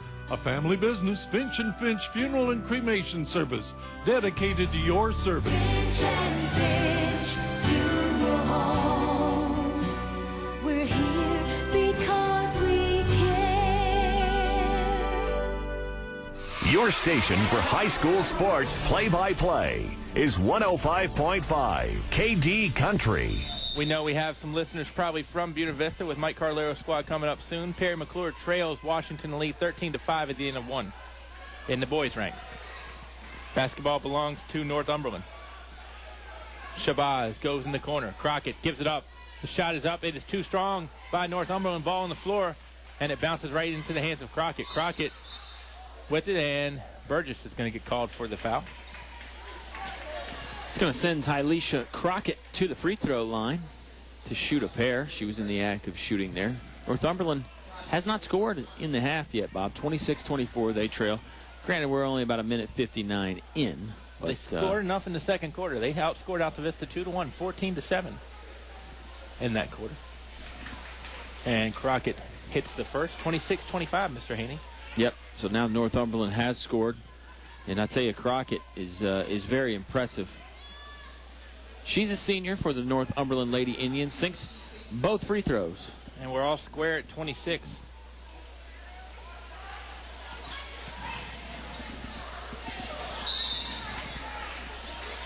And a whistle as the ball will go out of bounds.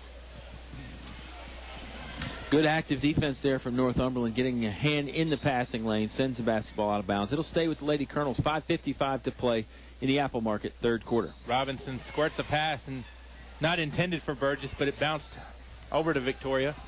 Now to Kraft. Kraft surveys back over to Burgess. Now it goes to Robinson. Robinson to Donegan. Donegan to Morris. Morris underneath the old two-handed reverse layup. No good. Crowther with the board.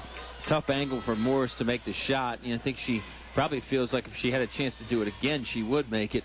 But it was a tough shot, and it was contested. Well, it's a reverse layup. I mean, if it was a layup, it would be easy. But reverse layups always seem to get the crowd oohing and eyeing a little bit.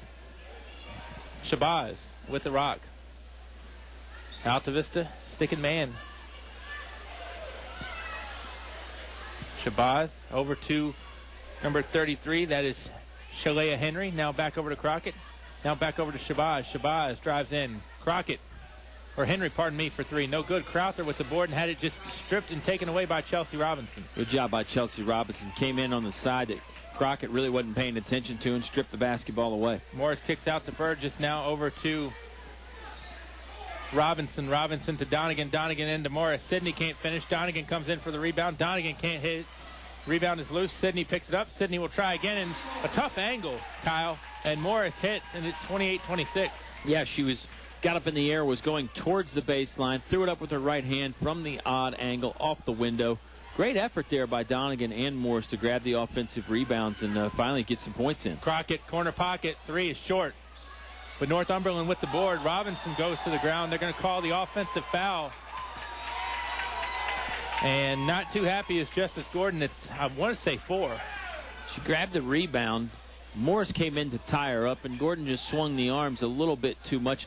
It is 4 fouls on Gordon. I don't know if she ever made contact with the elbow or not, but certainly a little bit too much activity there. And sometimes it's just the looks that Right. can get it. Kraft with the head fake. Kraft dribbles in, now kicks it back out to Burgess. Burgess will dribble over to Robinson.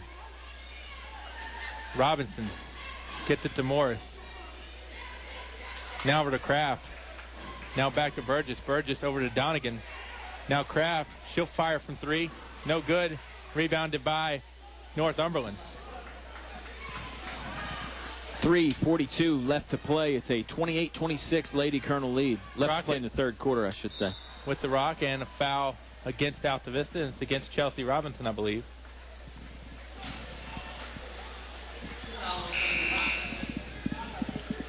$3:38 to play in the Apple Market third quarter. Second foul on Chelsea Robinson. Second one on the Lady Colonels as a team this half. Northumberland to inbound.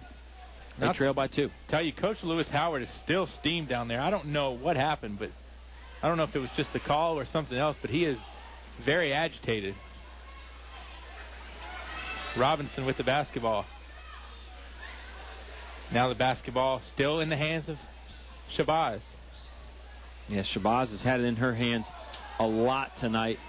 She has been very quiet, though, in the second half, and she'll get called for steps. Traveling there, she was going to line up the three-pointer. She got the shot off, but traveled before. And that'll send the ball back to the Lady Colonels. 3:13 to play. Altavista up by 2. Altavista with it. Burgess has the basketball. Now over to Kraft. Kraft gives it up to Donegan. Donegan is going to fall down to the ground with assistance, and that normally will get you a foul.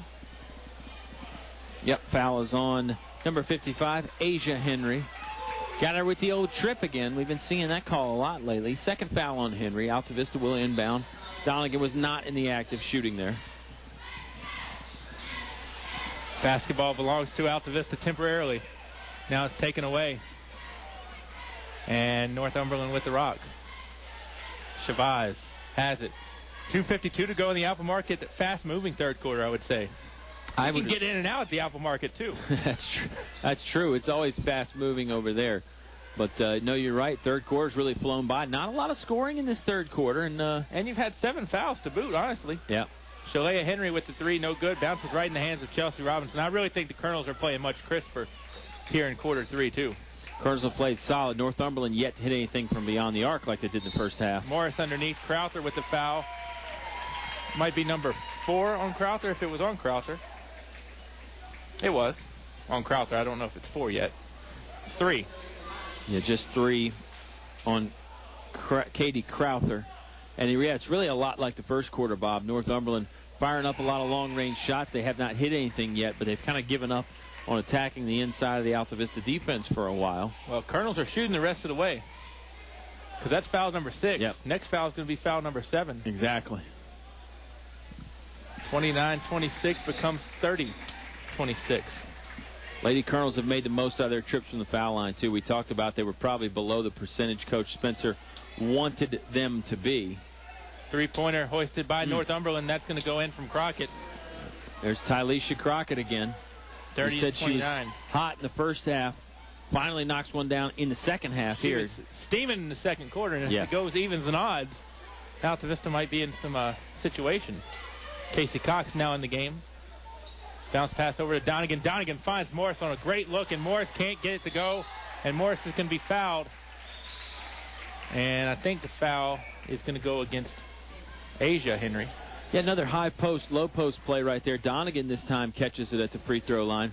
Fires the fastball down low to Sidney Morris, who was waiting underneath the basket. Morris fouled. Very, very nice look right there to find Morris. 1:51 to play in the Apple Market third quarter. Where First you can free throw also goes in. get nice looks. Yes. With daily specials. 31-29. Nice looks on the instant auction on Saturday, too. Absolutely. Could be a big banner day on Saturday if things break right. I think it's Crowther going to with be the board. a very fun day. Actually, I know it's going to be a fun day. It's just a question of what happens with the basketball. Yeah, when and where is it going to be fun and for how long? Shabazz, guarded by Graves. Shabazz. Now we'll pull it back. A little bit of 90-second strategy, Kyle. What do the last 90 seconds look like for both squads? Boy, I think Northumberland, well, they got to save it inbounds there, and they lost it, so we'll have to get back to that in a second there. Nice turnover created by the Altavista defense. Crockett made Graves pick it up in a real good spot, too, for Northumberland, because Graves was 1 foot away from going backcourt. And just the looks of it where it is, you know, if you can double team or trap or, you know, Taylor does something silly in that case. Casey Cox long, too, no good. Rebound by Graves. Graves doubled, squirts it out to Morris. Miracle Morris wasn't out of bounds. Now over to Donegan. Donegan goes up underneath, and she'll be fouled. It's either on Henry or Crowther. They were both in the area. Good possession there by the Lady Colonels. It's on Crowther. That's 4. Graves had to run down the long rebound in the far corner there, Bob, and somehow was able to get by the double team with the pass to Morris, and then Morris got it to her old buddy Kalia Donegan again. They've been doing that a bunch, and it is the 4th foul on Katie Crowther. Donegan to the free throw line again, trying to extend this lead. Makes the first one. Makes it 32-29. Lady Colonel advantage with just under 1 minute to play here in the Apple Market third quarter. Colonels have done a lot of work from the stripe.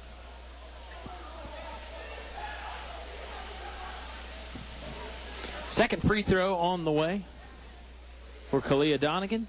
Donegan goes sinks down. 2. 33-29. Northumberland, not a lot of time. They trail by 4. Quarter 3, though. Still time to go. Crockett with the basketball. Gets it over to Asia Henry. Henry with the set shot from the free throw line. No good. Brittany Mason with the board. Now Burgess. Cross court to Cox. Casey will stop. Casey thought about firing, I think, but then saw the clock. Burgess over to Graves. A lot of action tonight here in Altavista High School. It's a fun atmosphere for basketball. Double dip. That's for sure. Yep. Guys will be on after us, and we maybe haven't talked about that enough. They got a quarterfinal matchup as well. Over to Cox. Now back to Graves. Cross court. Graves over to Mason. Mason picks up the dribble. Cross court to Cox. Casey will set her feet. Fires and gets it to go down. The shot right there is time winding down the quarter. 2 seconds for Northumberland. Shabazz from beyond half. Got it to go close, but not got it to go in. Casey Cox, big game. Casey hits another bucket. It's 35-29. Altavista leads by 6 on 105.5 KD Country. This month's specials from your Apple Market convenience stores. Coke and Pepsi 6-pack cans of $1.99. Free bacon biscuit with the purchase of 2 Mountain Dew Kickstarts. Double-decker moon pie for a quarter with the purchase of any size coffee. Enjoy 2 chicken tender biscuits for $2.49 at the Apple Market locations. Riverside, Gateway, and Main Street, Altavista. You know what they say. Stop by the Apple today.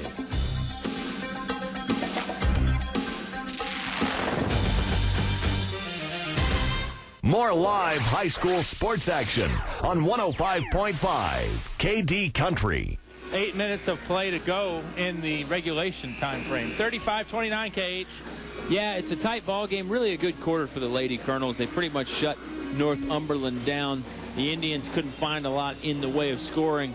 And the fouls continue to just keep on adding up as well for Northumberland. So that's not good news as far as the visiting team is concerned, Bob. 35-29, 1 quarter left to play. Get in the head of Lewis Howard and tell me what you're thinking about in the 4th quarter. Well, I think, you know, he doesn't want to abandon the three-pointer. He doesn't want to abandon the long-range attack just yet, but I think he'd like to have some balance again inside, get some points inside near the basket, maybe attack the basket with his outstanding point guard, Raja Shabazz. If she can get going towards the bucket like she is here, that'll help. She gets fouled. and she'll go to the free throw line. So that may have been exactly what Coach Lewis Howard was looking for. Would you play the role of Deborah Spencer as well real quick? Well, I think she likes the way her team is playing defense. I mean, I think Coach Spencer is, willing to give up some of these three-pointers as long as they're contested. I mean, if somebody makes a good shot from 20 or 25 feet and you got a hand in their face, really all you can do is just sort of tip your cap. I mean, It's not you can't guard, all 90 feet of the basketball court. So I think she'll give up the three-pointers as long as they can stop the other stuff. But a lot of the threes tonight have not really been overly contested. I mean, Crockett's had her space. Now, some of them have been from AT&T distance, long range. Yeah. But, Crockett's been firing, and, I don't think it's a secret now that when Tylisha Crockett gets the ball in her hands, she's looking to rise and fire. Exactly. No, you're exactly right about that. You gotta get a hand in the face of Crockett, and maybe even send two players her way when she catches the basketball. Casey Cox, who I'm starting to become a big fan of, really hitting big shots when they count. And, Casey's not Sydney Morris. Casey's not Kalia Donegan. She doesn't get all the pub, but she's kind of like one of those kids that Altavista always has, as Donegan puts it up too strong, that, just finds the big moment. Crockett with it. Solid as well. Crockett drives all the way in. High rainbow shot, no good. Sydney Morris tears that one away, and she has a look in her eyes. Sydney goes all the way down, rebound by Northumberland as Morris couldn't get it to go. Shabazz up ahead. The extra pass. Crockett will fire from deep. In, out, and in. Wow. And if there was a big Northumberland crowd here, Bob, they would have erupted because that ball rattled in, looked like it was coming out, hung on the rim for a split second, and then dropped down for three. It's a 2-point ball game again, 35-33, Lady Colonel's lead. 6 minutes and 48 seconds to go in the Apple Market third. Chelsea Robinson will check in for Taylor Graves. Graves, Cox, Donegan, Burgess, Morris on the floor. And that's the thing about Tylisha Crockett, Bob. I mean, Altavista knows she can shoot. And you figure, man, how many more can she make? But she catches that one in transition before Altavista can get their defense set up and drains another one. It's weird because sometimes I can't tell who's guarding her. I mean, it almost looks like Sid.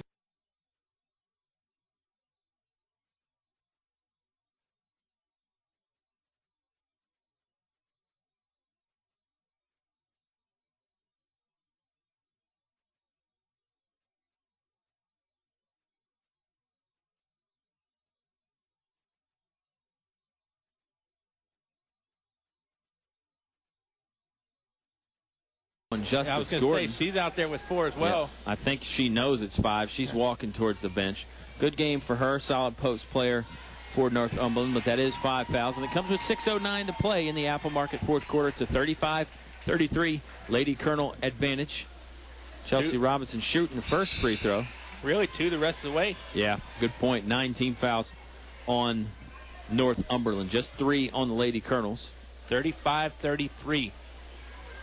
With the way Crockett shoots, can't say she's out of the woods. I don't know what Deborah Spencer's asking about. Were there 6 on the floor at one point or something? Well, Chelsea Robinson shot the first free throw with Justice Gordon still out there. And it seems to me if you got 5 fouls, you should have to come out even before the first free throw. I think that could be what they're talking about, although I could be wrong as well. Just as much on the stripes. Well, I think that's why they're discussing, and I think they're probably telling Coach Spencer it was 2 foul shots anyway. Well, nothing can happen after the first free throw, so it's not like the ball can. It's not like there can be a rebound if she's still in the game. Right. Well, I don't want to compare it to an ejection, but you don't let the player, well, it is an ejection in a way. I mean, it's just not a, Boeheim ejection. They also threw Robinson the basketball to shoot the free throw, and technically by the letter of the law, the coach who's had the player foul out is supposed to get a full minute to think about the decision. So Coach Howard didn't get that. Either way, Chelsea Robinson misses the second free throw, misses both. Lady Colonel still lead by 2. Shabazz with it. Shabazz drives in. Shabazz gets it to go. Tie ball game. 35-35. Tie ball game with 5:50 to play. Boy, it feels a lot like the other night, Bob. Close one here. Morris with the basketball. Well, the only difference is Altavista's not riding a string of momentum right now. True. Burgess with it. Jim honestly feels really dead compared to the other night. It's a little quiet in here. The crowd is of good size. I think maybe they don't realize what they're seeing just yet. Donegan underneath, can't get the fall. Ball is loose. Picked up by Northumberland. Crockett Reminds me of one of those old Prince Edward teams. She's ready to fire whatever, and Sydney Morris is ready to fire it back. Crockett says that's okay. Ball is coming back to Northumberland. And Crockett having a little laugh about that one as Sydney rejects the jump shot offering there from Crockett. Sends it right out of bounds. It will stay with the Lady Indians, and boy, you got to watch Crockett on this inbounds play here. You know, this is a situation where they could set up some screens for her and free her up to shoot another 3-ball. Crockett being decoy right there. Now it's in the hands of Shabazz, and she's no weak link. Exactly. Over to Henry. Now back to Shabazz. Now to Shalea Henry again. Back to Shabazz. Crockett will run through. Mason sees it and pops out. Crockett drives in this time. High arcing shot. Real high. That hit iron and went over top. Well, and you can thank Sydney. 4:58 to go. Can thank Sydney Morris for that one too, Bob. She didn't block the shot, but she made Crockett have to throw it so high because Crockett was thinking about, you know, the previous play where she got blocked by Sydney Morris. So she sends that with a little extra arc on it. Really had a chance to go in, but it just wouldn't. Speaking of Sydney, she gets the shot up. Second shot, the old volleyball set into the hole. 37-35 Altavista. Yeah, just tipped it in there. 2-point lead for the Lady Colonels. 4:35 to play here in the Apple Market fourth quarter, and maybe we should start saying left to play in regulation, Bob. Yeah, and you can really thank Sydney Morris for a lot over her career at Altavista, not just scoring and blocking shots.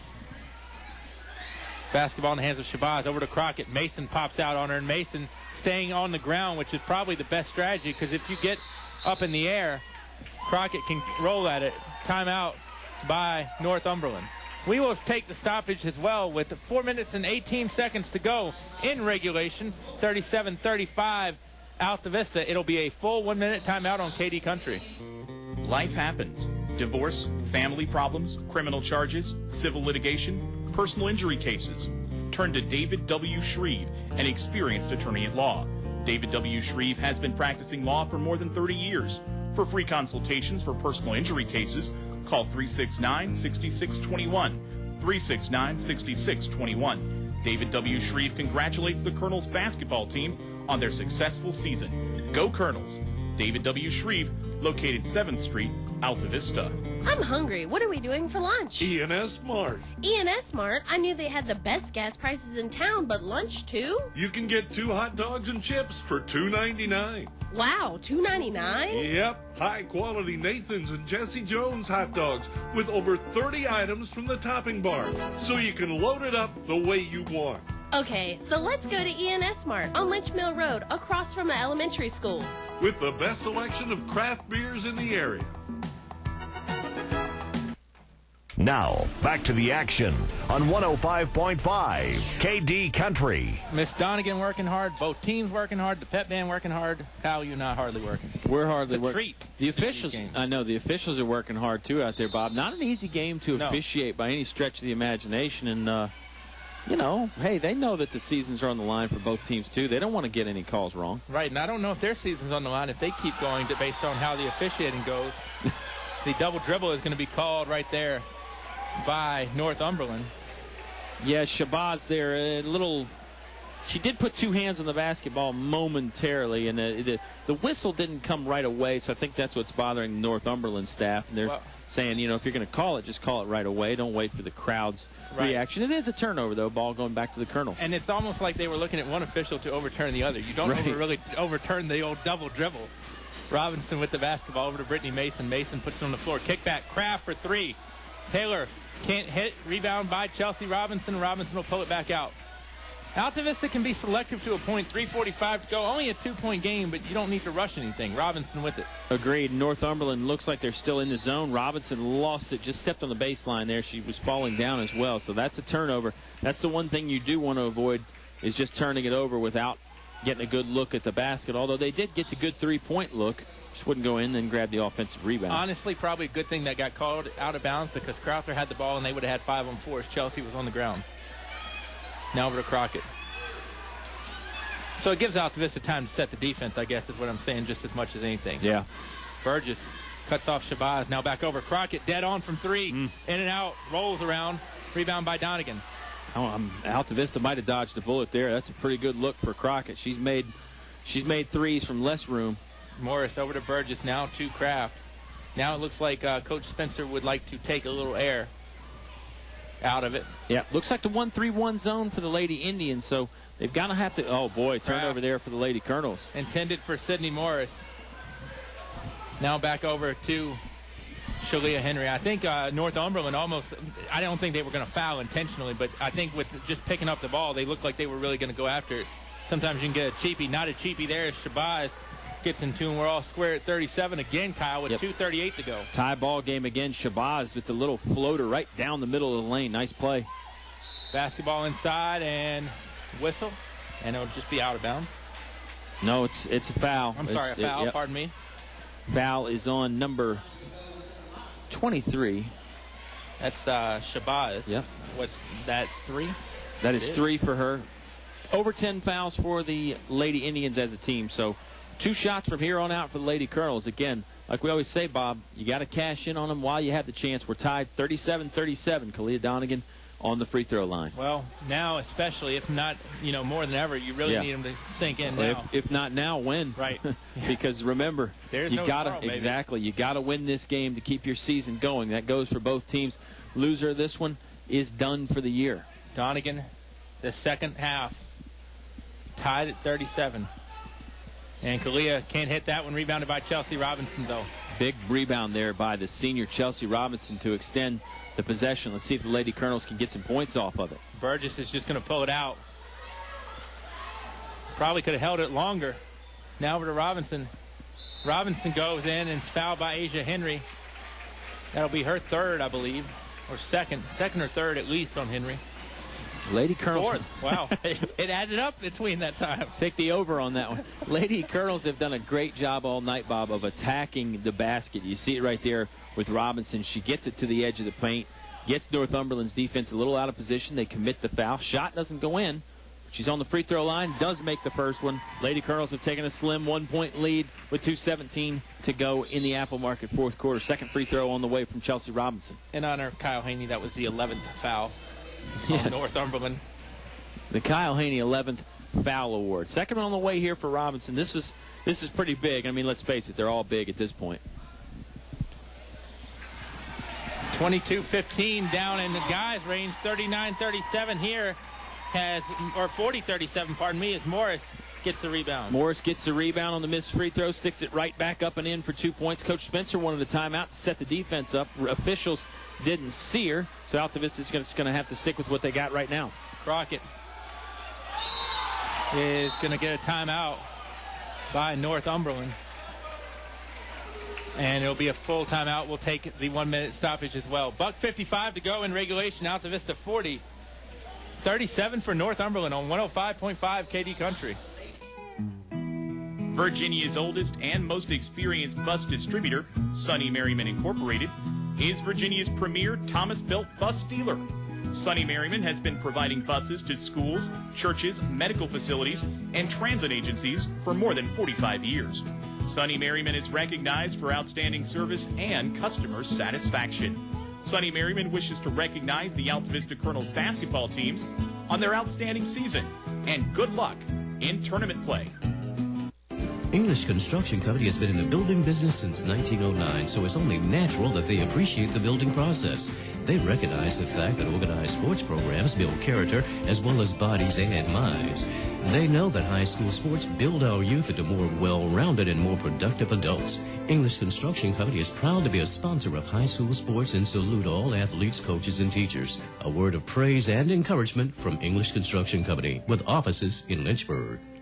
Now, back to the action on 105.5 KD Country. Bob Alvis, Kyle Haney, Oscar Briggs back in the continental United States. Who knows? We might break out the 3-man booth this weekend.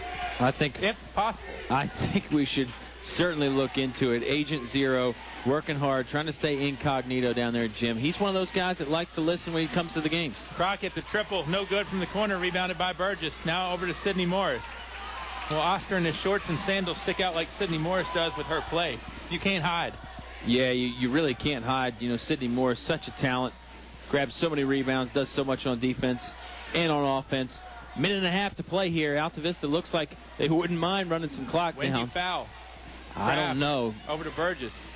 It's a 3-point ball game, 40-37. I think Northumberland could play defense for another 15 or 20 seconds without having to worry about fouling. I agree. They got to step up. Like they have the aggressiveness, though, where a foul can be made easily, and you don't want it to be Crowther. They're not being overly aggressive right now, though, and they're not really trying to jump in the passing lanes either.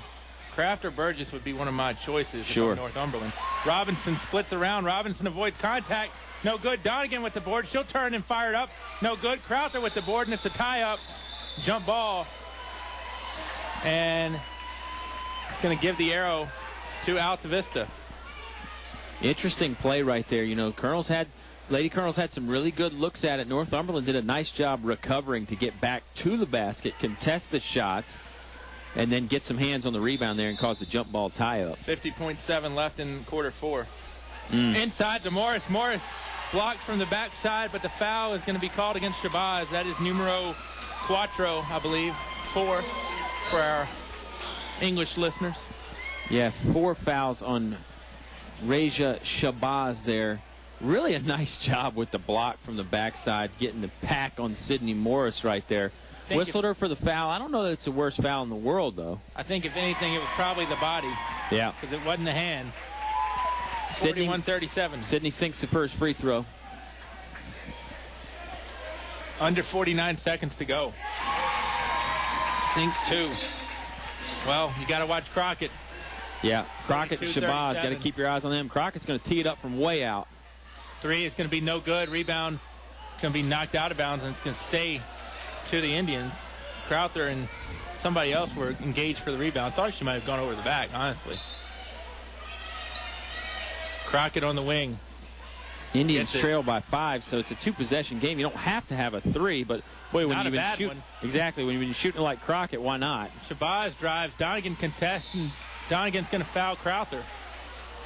And if they say Crowther was going up with that, that'll be 2 for Crowther at the line. Yeah, she's headed to the free throw line to shoot a pair. And all right, Kyle, I hate to get into this early, but miss make. Well, it looks like Deborah Spencer's going to discuss some possibilities, so we'll certainly have time to talk about as well. 30-second timeout for the Lady Colonels. We'll keep it here. 42-37 Altavista with the lead and 30.5 seconds to go. Okay, now we can discuss it. I mean, do you just make both if you're Crowther right now? Well, you certainly make the first one, and I think go ahead and make the second one and try and play defense, get a turnover or foul early if you're Northumberland, if possible. I'd like to see the Indians run some sort of a set play to free Crockett up for a three-pointer. I mean, she can obviously shoot, but you got to give her a little bit of help. She can't just catch the ball 30 feet away from the basket and fire it up for 3, although, hey, it's worked a few times. Well, and with all due respect, this is not the Staples Center. I mean, the 3 is a little bit closer than it is in the NBA or college, and she's firing from way out. Now, again, if you're Northumberland, I mean, no harm to Taylor Craft or Victoria Burgess. Those are the players that haven't really shot for Altavista. Yeah, so those are who I'd want to put to the line if I'm the Indians. No, I agree. That's a great point there. I mean, not that you can be really choosy, but you might be able to wait, go for the initial steal, and then decide who you want to foul. First free throw does go down for Katie Crowther, so that makes it a 4-point game. 42-38. Altavista leading with 30 seconds. Come out. Casey Cox will come in. Well, you do have 10 seconds to get in the front court, so I'd at least use 4 to 6 of it.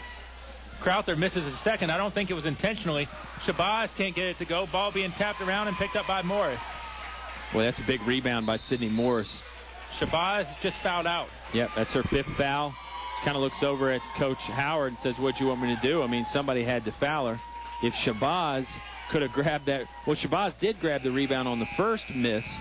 Couldn't get points off of it, though. Altavista really dodging a bit of a bullet right there. And then Sydney Morris saving the day again, probably pulling down the next rebound. Well, don't give the ball to her yet, guys, because Shabazz is not off the floor. She's got her time to take the 5. 22.7 seconds left in the game. Lady Colonels lead by 4 over the Northumberland Indians. Guys' game will be about 20 or 25 minutes after this one. Subway intermission report. Coach Howard now will send number 3, Kayla Harding, into the ball game. Talk about coming in cold. Yeah. Harding's first action of the day. And diminutive. You don't see 4-5 listed too often in the old program. 9th grader, though, so she's got room to get a little vertically strengthened. Morris misses a first. Yeah, These are still important free throws.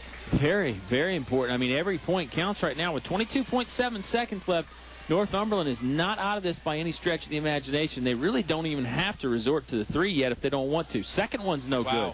Crowther gives it over to Harding. They need points, though. Now over to Crockett. Crockett with the basketball. Crockett drives in. Crockett will put up the runner. No good. Rebound is going to be loose and picked up by Casey Cox. And Cox just drilled to the ground by Crockett. Yeah, Crockett went in hard after the steal and the loose ball. Couldn't get the basketball. Cox is going to head to the free throw line. Casey Cox has made some big shots in this season. That's 3 on Tylisha Crockett. There's 10.3 seconds left. It's getting into chances are getting diminished here for Northumberland, especially if Casey Cox can make one or both free throws. Now, if she makes both, then it's really hard luck. I mean, Northumberland does have a timeout left in their pocket, so they can stop the clock after a made bucket. Yeah, it's a two-possession game either way. 5-point lead now as the first one goes in. Second one goes in as well. Now you need 2 threes. Gotta hurry, yep.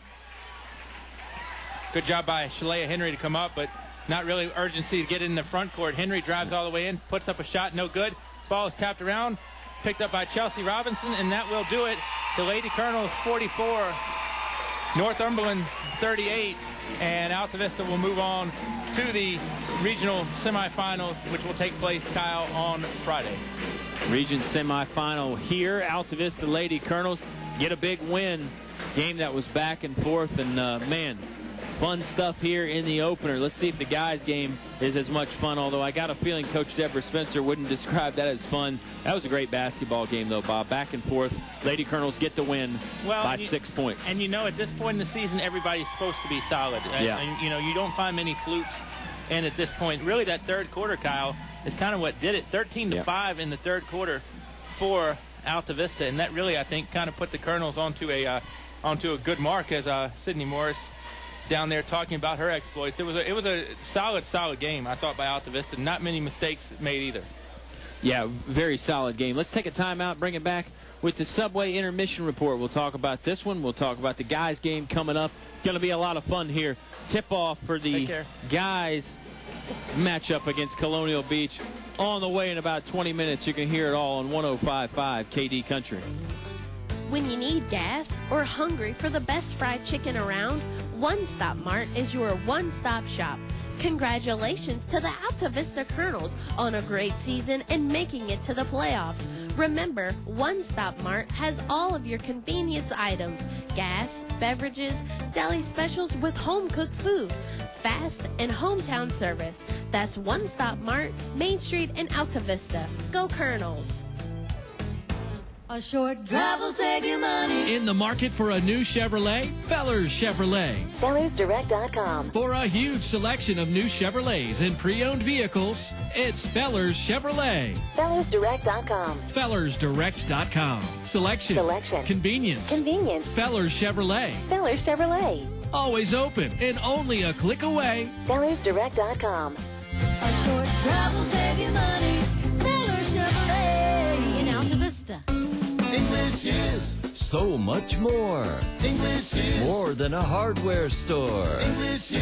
English is your complete home center. Everything for every job you do. Always here for you. Get the quality you really need. That's English is So much more. English is More than a hardware store. English is your complete home center. On North Main Street, Altavista open Saturday 8 to 4. Your high school sports station, 105.5 KD Country.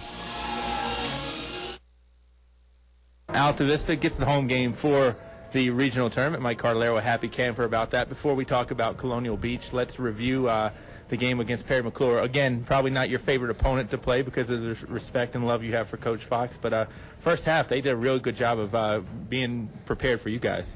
Oh, they did the whole game. Coach Fox is one of the best in the state. There's no doubt about it. And, you know, our guys knew that, and we had to remind them that this is going to be a well-schooled team. They're great in their matchup zone, and they're long and tall. I mean, their guards are 6'2", you know, on the back line are 6'3", 6'4", so it's perfect for how they play. It's kind of like it's like a high school version of Syracuse, the way they play it.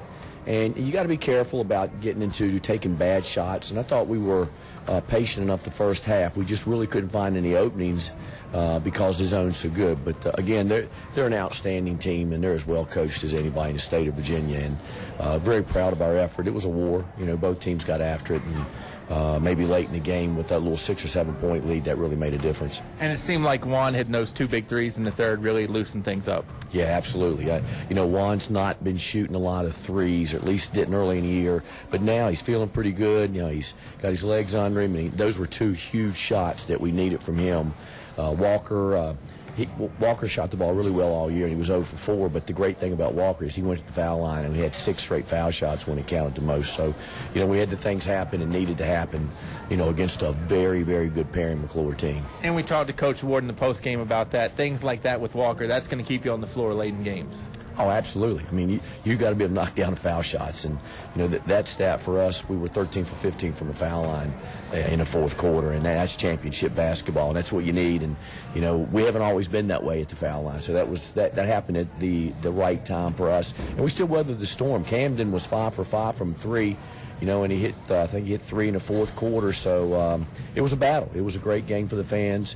It was a great atmosphere in here, and it had the feelings of a state playoff game. Last question before we get on to Colonial Beach, and it'll be a 2-parter. A, were you surprised they stuck in the zone that long? Was that they were playing against you guys thing, or was that a Perry McClure thing? And second, possibilities you could see them again, you think? Good, bad, indifferent?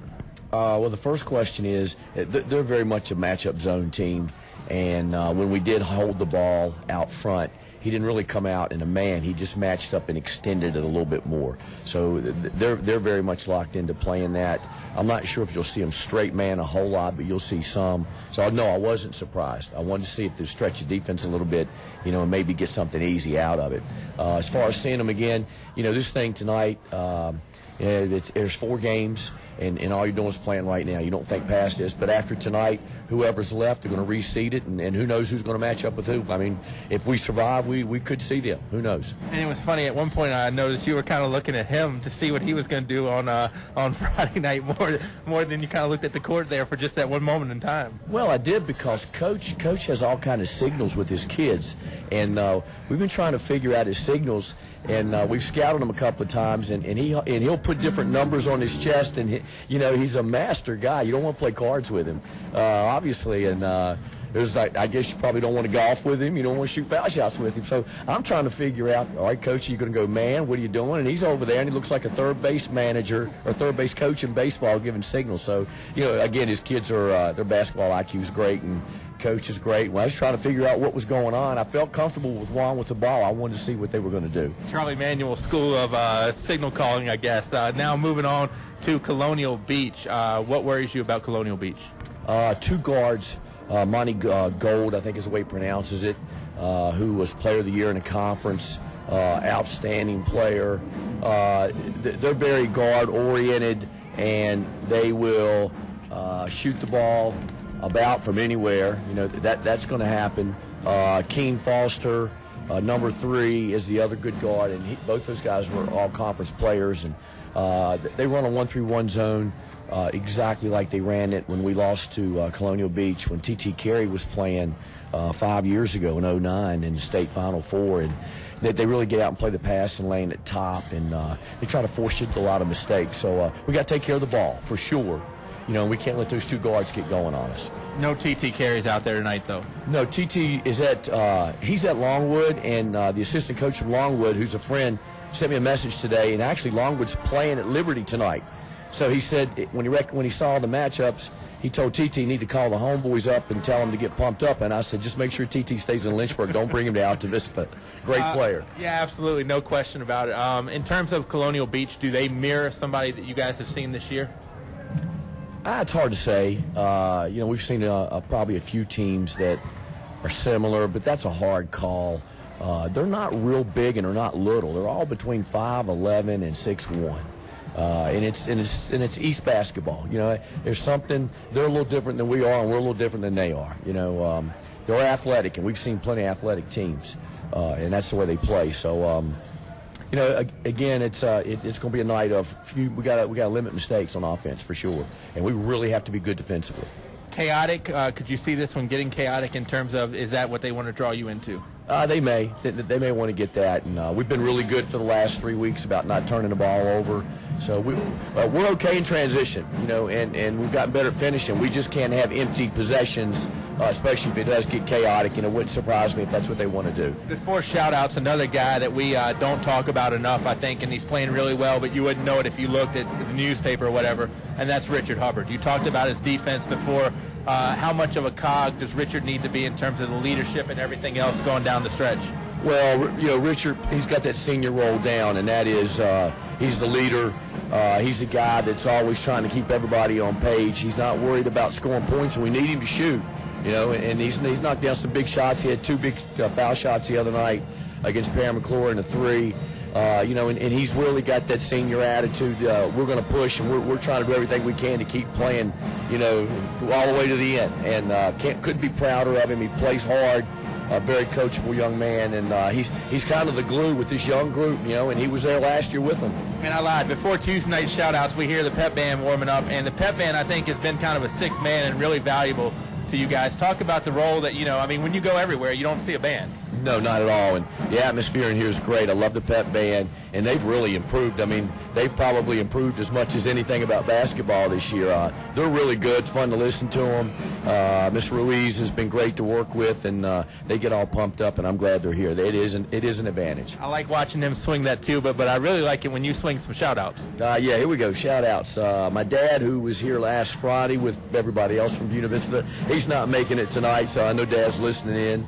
And Ashley was here also, and she's back at JMU. Ashley's graduating soon in May, on to graduate school after that. Keep working, Dad. The checkbook never stops. Not at all. Proud of her. Nick hopefully is listening in over at JMU also. Big friend William Kerr listening in Buena Vista along with his wife Lisa and Tyler Kerr. And they're close, very close, dear friends. Micah, Heather, and the family in Manassas are listening in. Billy and Minnie in Florida, I know they're listening in. Linda and Glenn Miller here, our longtime supporters of Altavista basketball. And I'll give a final shout out to an old colonel who's a New Yorker, Jay Rosser. Loves New York, and Jay may be listening tonight, so hello up in the Big Apple. Hello to Jay, and speaking of New York, all I ask tonight is don't go Boeheim on us at any point. I don't wear a coat. True that, and you don't play zone. So, Coach, definitely best of luck tonight against Colonial Beach. Thanks, Bob. Mike Cardellaro on the Subway pregame show. More after this on 105.5 KD Country. That's good. In the past century, our community has grown, and Finch & Finch Funeral and Cremation Service has grown too, alongside the families they've known for so long. Finch & Finch is proud to have served you over 100 years. A family business, Finch & Finch Funeral and Cremation Service, dedicated to your service. Finch & Finch Funeral Homes. We're here because we care. The following is brought to you by English Construction Company. There's just one place where students are students first, and athletics are played with purpose and perspective. That place is your local high school. High school sports offer more than the joy of competition. Studies show that student athletes in Virginia are also likely to enjoy greater levels of achievement in other areas of their lives, including academics. High school sports, a winning part of a complete education. Some people have never tried food at a Mexican restaurant, so we asked Chad Shelton from Shelton's Plumbing and Heating about his experience. I wasn't so sure what the green stuff was, but they slipped some on my plate one day, and now I won't have a meal without guacamole. Still can't spell it. At El Cazador Mexican Restaurant, if you have questions, they give you the answers in English. Mexican and American foods, affordable prices, and fast service. Try it today, El Cazador, Main Street, Altavista. Your station for high school sports play-by-play is 105.5 KD Country. Subway intermission report. Lady Colonels get the big victory over Northumberland. Now we got to get all set and change gears, Mr. Bob Alvis, and start talking about the guys' game here. Colonial Beach in town. The Colonial Beach Colonials, which that's going to be a little confusing since the Altavista Colonels are the Colonels, and some people, when they see that Colonel written out, it looks like Colonial to them. But anyway, Colonial Beach is the Colonials. I digress in a big way, but I'm sure it'll get screwed up more than once or twice tonight. I'm going to try to be the voice of reason tonight and help you out. more on it. A lot going on down there. Anytime you have girls and boys that kind of intermix in terms of the girls just into the boys getting started.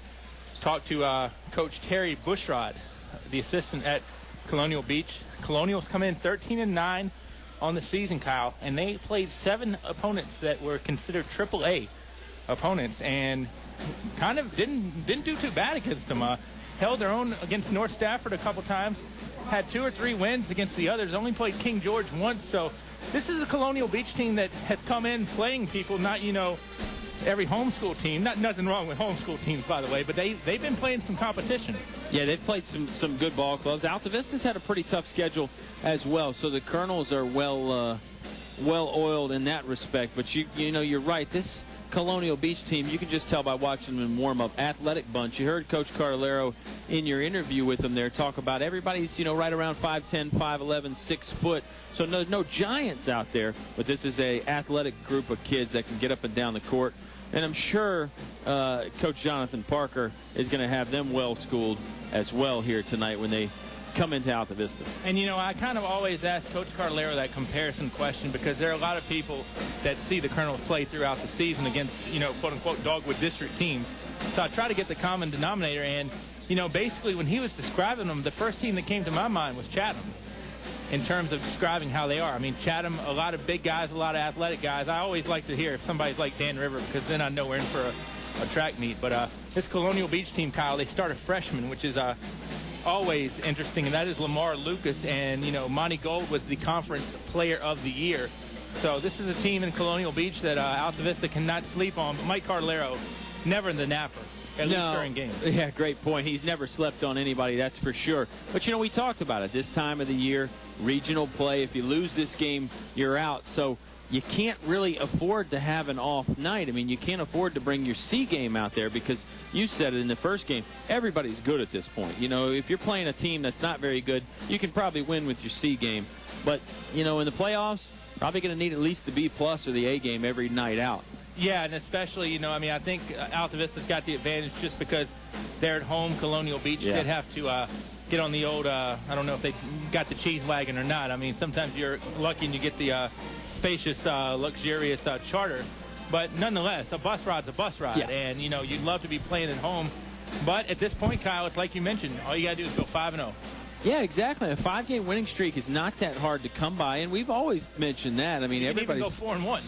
Good point. Yeah, you don't have to win that regional championship game. Great point there. Got to be playing your best basketball at this time of the year. It's not always the teams that play great during the regular season. Sometimes teams get hot at the right times. I'll tell you what, though, I'm sure Coach Carlero thinks his team can get hot at the right time as well. And, it does seem like the Colonels are rounding into form here as we hit the postseason. And you know what else is hot? The deals at Subway.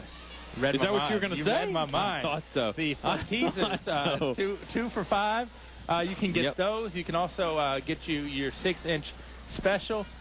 There's always a $5 footlong to be had. And, Anna and Katie, when we go to Subway, we don't get Doritos. We get the apples. If you want Doritos, they've got it for you. But, get the healthy snacks. Get the apples. Get the milk. And you're in good hands. And especially when a character like Robert Duff, who is for the community. I mean, he has a heart for the community.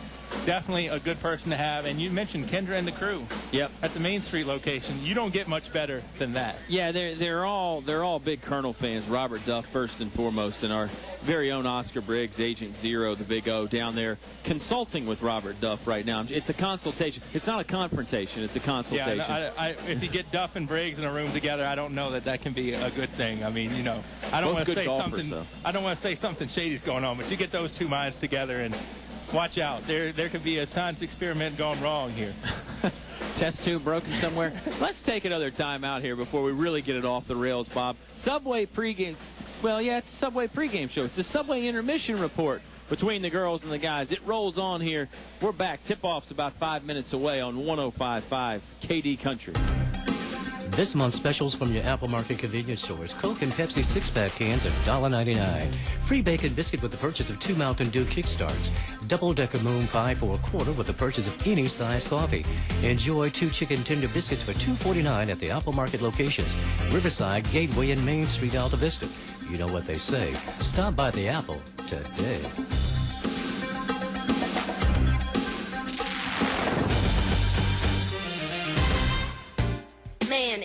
cold in here. What's wrong with your heater?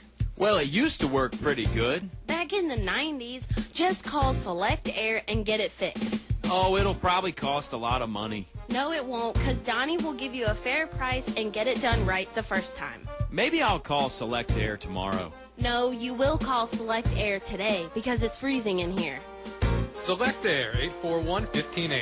841-1580. Online at selectair.webs.com. This is Paul Shelton, owner of Altavista Appliance and Furniture, and I want to introduce my grandson, Mitch Haley, who is my new store manager, to tell you about great things we have going for you, our valued customers. Not only do we sell appliances and furniture, but we are an authorized Husqvarna dealer. We offer the full Husqvarna lineup, including mowers, blowers, trimmers, and chainsaws, with 0% financing up to 48 months. We service everything we sell. Come by and see us today at Altavista Appliance and Furniture on 7th Street, where you will get the best deals with great service. Your station for high school sports play-by-play is 105.5 KD Country. Altavista taking on Colonial Beach. It's quarterfinal action of the East Region 1A basketball here. And Bob, before we get to talking about basketball again, let's talk about the instant auction again. Saturday, 9 a.m. promptly starting. Let me just give you a rundown of some of the places that are going to be on there again. Quick Lanes in Lynchburg, Colonial Hills, Meeks General Repair in Gladys, Moe's Southwest Grill, that's good food up there too. Cox's Repair Shop, got some tires from there. So Simple in Lynchburg, Lynchburg Camera, The Wooden Chair, Persian Rugs and More in Boonesboro, Virginia Blade in Lynchburg, Drugstore Grill down there in Brookneal, McBride Blackburn Optical, Ivy Hill, Altavista Country Club, F&L Markin. That's about half the list right there. And I know it's basketball time, so I don't want to keep going. I'll give you the other half at halftime. Well, and you know, the thing about it is there are a few people that I know in this building tonight that are interested in golf. Yes. And they'll be bidding on golf. Right. You know, with as much as Darius and Demetrius have had their glasses knocked off, McBride Blackburn might not be a bad idea to help them out. Well, and so, when I say that's half the list, it's not necessarily one item from each place. Right. We got multiple things. So it's you know, it starts at 9, it lasts till whenever, and hopefully, like you said, we got a couple basketball games that night. It'll just be a real fun time for Altavista. And who doesn't love food? Good point. I do. Good point. Has stated if you've ever seen me. So, but also what I love, Kyle, is good basketball. Yes. And I think we're in store for that tonight. Altavista and Colonial Beach. Neither team is a weakling at all. Altavista has been here a little bit more recently, but you know, Coach Carlero and I were talking about earlier. Longwood is at Liberty tonight, and Tristan Carey, better known as TT, back then playing for Colonial Beach, knocked off Altavista in the state semis that year. So Coach Carlero told his friend from Longwood, make sure he stays in Lynchburg tonight and doesn't come down here, because TT gave Altavista a headache that day. And you talked about a lot of former players from this area are lighting up the Big South now. Yeah, it's a lot of great talent that has come through here. TT Carey, I think that year in that semifinal game, the Altavista Colonels held him to about 26 points, and that was his lowest output of the year. So when you're saying you held somebody to 26 points, that means that they're pretty doggone good. A lot of talent on this floor tonight, too, Bob. Starting lineups getting ready to be announced here in the Subway pregame show. Colonels come in at 18-3, and, you know, we talked about the competition Colonial Beach has been playing.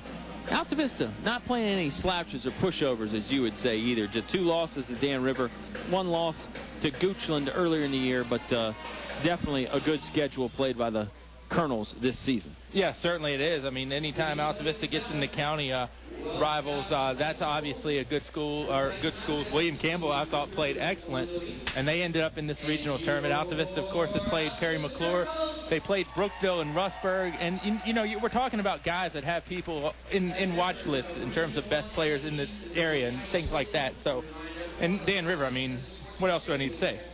You don't need to say much. You don't need to say much else. That's for sure. When you're talking about the Wildcats, good ball club down there in Ringgold this season.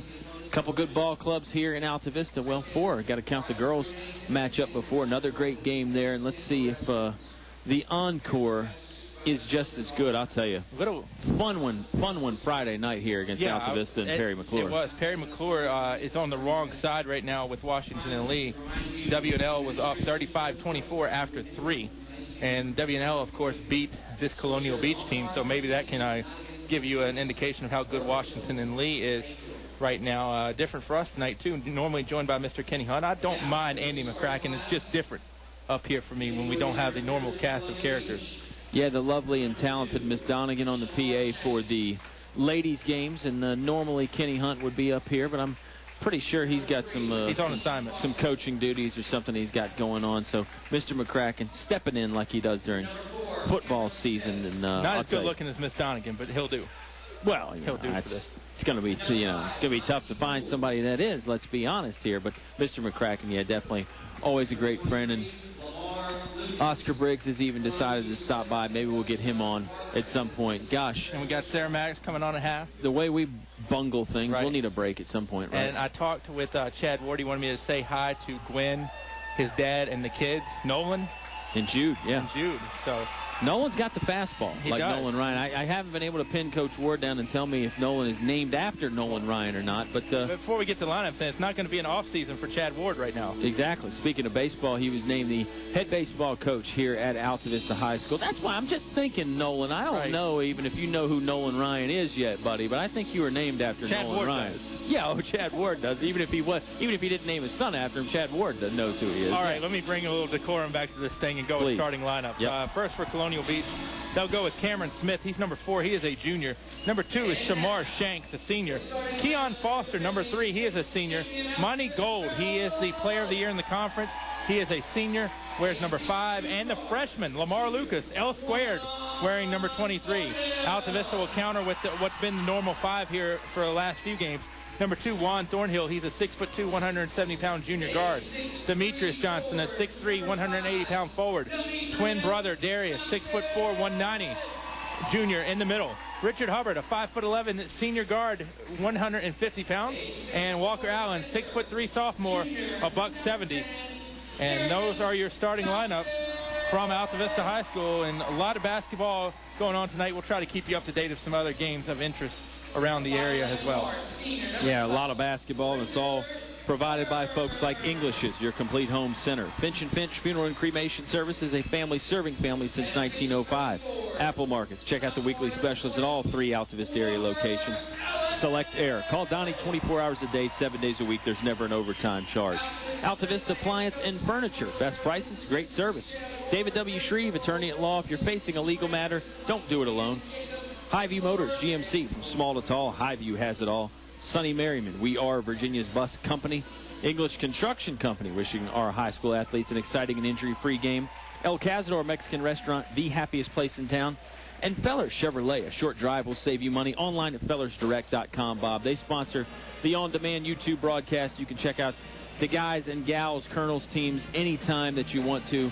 Basketball and football, and of course, wherever you're listening, whether it's in Manhattan like Jay Rosser or whether it's somewhere in downtown Altavista, you can listen online at kdcountry.com thanks to Walmart on the Clarion Road in Altavista. Yeah, people like my friends Kim, Shael, and Lisa who are listening in Altavista. Then you've got somebody like Jay Rosser who's having a beverage with Kanye or, Jay-Z at the Barclays Center up there in New York. He gets to Brooklyn every now and again, I'm sure. I'm sure he does. And Oscar Briggs, even when he's in person, likes to listen on the smartphone every now and then. Well, we question his judgment on that part. But anyway. And, the smartphone or listening? I know. Both. And Oscar, don't forget the third part of that. And the officials tonight, Kyle, 3 guys I would trust in a dark alley. H.F. Haymore, Brad Bailey, and Charles Trent. You and Mr. Haymore have some history. Yeah, we go way back, and a seasoned crew right here. I think you said it best. Trust, a great word with these 3 guys because they're always going to get it right or try their best to get it right anyway. Hey, talk about that starting lineup. Michi Malbeck still not in the starting lineup. That's why Walker Allen's been in there in the second half of the year. Well, not second half, but latter stages of the year. But Michi did practice yesterday, and they're hoping that he's going to be available soon. Not in uniform tonight, but he did run around and test the ankle a little bit in practice yesterday. Jump ball goes up, and it's won by the Altavista Colonels. Darius Johnson sent it over to the aforementioned Walker Allen. Handoff back to Juan Thornhill. Juan just going to step it over the timeline. Wow, they look long. Speaking of Colonial Beach. No kidding. Coach Cardellaro said, only go about 6'1" as far as the height goes, but you're right. They get those arms stretched out, and they look to be active. They're in the zone to start the game. Thornhill holds it about 3 feet in front of half court. We're just underway. 7:35 to play in the Apple Market first quarter. Still 0-0 the score. Juan bounce pass into the corner to Walker Allen. Allen double teamed, has to throw it away one-handed to Juan Thornhill. At Walker got bumped out of bounds. No call, though. And Juan will skip it over the defense to Richard Hubbard, left point. Back to Juan Thornhill. right wing. Juan going to dribble it more towards the center of the court. Altavista very patient, Bob. Yeah, extremely. Darius Johnson now gets it on the block. Yep, puts it up for two. It goes in, took some contact there. Got it to rattle home for 2 early points there for the Altavista Colonels. 7:05 to play in the first. Colonels take the initial lead 2-0. Contact with the real estate, too. That ball hit a lot of iron. It did. Stayed up there for a while. Colonial Beach pump fake on the 3 by Shanks. Now he'll dish it over to Lamar Lucas. Back to Shanks. He'll hand it off to Gold. Gold is that player of the year like Bob mentioned. 3-pointer on the way from Foster is long. Bounces off of Richard Hubbard's hands. Never hit the rim. It hit the padding on the backboard. And I think that threw Richard off a little bit on the rebound attempt. $1.14 into this one. And it's 2-0 Altavista. Apple Market first. Oh, nice inbound play by Colonial Beach to get number 4, Smith, free. No, it wasn't 4 Smith. It was number 2, Shamar Shanks, I believe, on the bucket there, Bob. 2-2 our score. Great inbounds play, though. He came wide open after his screen. Gets the 2 points. Tie ball game. Hubbard has it. Right wing. Now he'll bounce pass. Kicked away. No whistle just yet, and it'll go out of bounds. Or maybe there was a quiet whistle that we didn't hear. It'll be Altavista basketball after the kick. Juan Thornhill going to inbound right there at midcourt. 6:25 to play in the Apple Market first quarter. Chest passed in to Richard Hubbard. Hubbard gets some instructions from Coach Cardellaro. He hasn't broken the timeline yet. Now he just does step into the front court. Looks almost like a 1-2-2 zone. Yeah, I think Colonial Beach is kind of switching the looks up off of it. Because now you got somebody that chases Darius, but Darius gets loose and they won't follow him. Yep, Hubbard was looking for Darius, but Darius wasn't really ready for it. It bounced back to Richard Hubbard. They throw it in the corner to Demetrius. Demetrius long pass to Richard Hubbard. Hubbard throws it over to the top to Darius Johnson. Johnson puts up a tough one, contested, won't go in. Rebound is still loose. Darius has got it, sticking it back up and in. Great play right there by Darius Johnson. It looks like early, Bob, we're seeing the officials set the tone. They're going to let the guys bang a little bit. I'll tell you what, and if you look at Lamar Lucas in the face, boy, does he not look like a freshman. That looks like a man down there, 23.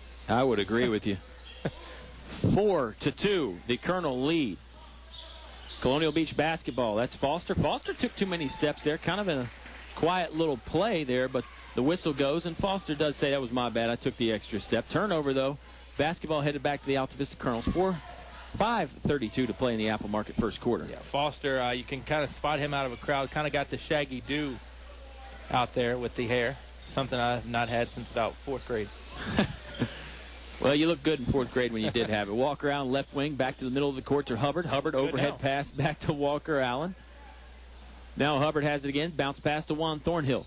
Colonial Beach trying to double team anytime Altavista gets near the sideline. Allen holds it over his head. One dribble, going to put up a long 2. Front iron, no good. Rebound is loose. Comes down to Shamar Shanks. Shanks controls it. Short little pass over to Foster. I like Walker taking that shot because a lot of his shots haven't been taken in traffic. That was contested. Absolutely. They get it to Smith. Smith will fire for 3.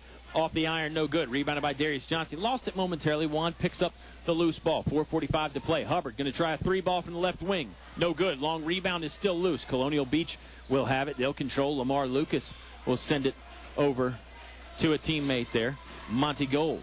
Well, you like your golf, Kyle. Greens are fast today. Both these teams playing fast. No kidding. Cameron Smith, 3 ball. It's good from the left wing, right in front of the Altavista Colonel bench. It's a 5-4 Colonial Beach lead. 4:23 to play in the Apple Market first quarter. Thornhill gets it into the front court. Right-hand dribble, now crosses over. Wraparound pass to Hubbard. Hubbard had to chase after it, but he does control. Aside from Darius's buckets, not a lot of good looks so far from the Colonels. No, not really. They've had a couple shots blocked, and seemingly every shot contested. Thornhill, left wing, closer to the sideline than he is the three-point line. Looking inside, looking for somewhere to go. Behind the back dribble. Now Juan headed to the paint. Pass knocked away. It ends up in the hands of Walker Allen. Allen gives it to Demetrius Johnson. There's the whistle. Whistle came out a little late. That's why Bob said, wow, there was some body contact. And I believe this is in the act of shooting. Shot was no good. I said wow, too, because body's on the floor. And, you know, for a while I didn't think anything was going to be called. Like you said, Demetrius is going to take his trip to the free throw line. 2 shots here in the Apple Market first quarter. 3 minutes and 53 seconds to go. 5-4 Colonials. Well, that's a long time to go without a foul being called, Bob. Really a full 4 minutes there. And we mentioned it looks like the officials are going to let the guys beat on each other just a little bit. We'll have to see. First free throw goes in for Demetrius Johnson. And like the ladies' event, the free throws just as critical. They still count for the same. Yep, always going to be important, especially in the playoffs here. Second free throw goes in. Really, Demetrius with the line drive free throw. Not a lot of arc on it. I'll tell you, sends it right to the back of that rim and does seem to make it more often than not for the Altavista Colonels. They lead 6-5. Foul away from the basketball. No, they're resetting the clock, I believe. And I don't know if the clock started early or didn't start in time, but the officials are going to talk it over. And, And these three are not rooks. I mean, they've been around. This is not their first playoff game. Yeah, Bob referring to the three guys sitting at the scorer's table, Ryan Mitchell, Tootie, and then also our good friend Robert Duff down there working the clock. And the officials. It's not their rookie event either. Good point, too. They reset the clock. They do add some time. We're down to 3:37 now to go in the Apple Market first quarter. Colonial Beach driving. Wow. That was Smith who put up a contested shot. Three-pointer on the way, gets a piece of and won't get near the rim. Rebounded by Richard Hubbard. Good defense by the Altavista Colonels. Colonel basketball again. Juan has it right wing, looking inside. Both Johnson brothers working those baselines. They do throw it down in the corner to Demetrius Johnson. Far corner from us. Demetrius stepped out of bounds, tried a long pass. And now Coach Jonathan Parker is going to send a few substitutes in for Colonial Beach. It'll be West Virgil and L.J. West checking in. And talked to Miss Grisinda earlier, and she told me, I switched around the West Virgil to Virgil West just because it didn't sound right. Believe it or not, it is right. Foster going to try a 10-foot jump shot. No good. Rebound comes down to Colonial Beach. That was Gold. He lost it. And the basketball will go back to the Altavista Colonels. I probably would have done the same thing. If you see West Virgil, I would think, they just put it, in the wrong column. Well, especially when there's another guy with the name West on the team, you'd think, they're probably brothers or something like that. Altavista basketball, under 3 minutes to play in the quarter. Thornhill circling the defense, brings it over to the right wing. Right-hand dribble. Long pass over to Hubbard. Hubbard will try a three ball from the left arc. No good. Caught a little piece of the rim.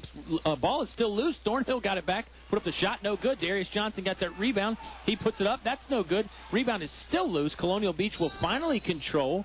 But Darius Johnson tries to get in there and tie it up, and they're going to say Darius will commit a foul. Wild exchange right there back and forth. Colonial Beach comes away with the ball, and Darius comes away with a foul. I'm not sure if that was honestly a 100% foul on Darius, but in my opinion, doesn't matter for a Hill of Beans. But, Darius has gotten called for probably enough fouls in the backcourt this year to where you don't see the big get called for that many fouls, pressure involved. But that just gives Darius, an extra level of aggressiveness that I haven't seen from a lot of big men normally. My boy Navy Jones in. Navy Jones does check in the game. First substitute for the Altavista Colonels. Wow, Lucas Walker driving, and it was blocked away by Walker Allen. Lucas gets it back, hands it off to Keon Foster. Foster working the baseline, puts it up. Odd angle, wouldn't go in. Walker Allen has to save it. Ball is loose, comes down to Monty Gold for Colonial Beach. Pump fake. His shot won't go in. Rebound is still loose. Gold got it back. Couple pump fakes, and now he'll get fouled. This last shot attempt didn't get to the rim, but great effort there by Colonial Beach, working the ball away from the Altavista Colonels. It's not often you see the brothers Johnson get rebounds taken away from them down there. Well, and bad news is that's Darius' second. And it will be Mr. Monty Gold at the stripe for 2. And the first one will hit back iron. No good. 2:03 to play in the Apple Market first quarter. Altavista leading 6-5. Nelson Dews checks in the game for Darius Johnson. Dews will join Walker Allen, Demetrius Johnson, Juan Thornhill, and Canavis Jones on the court right now for the Altavista Colonels. We will not see an Altavista Perry McClure rematch at 8 point. The Fighting Blues put out 56-47 by Washington in the lead. Second free throw, no good. Rebounded by Demetrius Johnson. Thornhill kicks it over to Navy Jones. Jones holds it over his head. Gets it to the free throw line to Walker Allen. Allen is fouled as he catches it. This foul is on the floor, and it's against number 44, L.J. West. Thought it was going to be the old-fashioned sleeper hold there for a second as West got Walker upstairs. It'll be the second team foul on the Colonials. And it will be Navy Jones getting ready to inbound. Check that. It'll be Richard Hubbard getting ready to inbound. Yeah, Richard checks back in the game for Canavis Jones. 1:53 to play. Colonels lead by 1.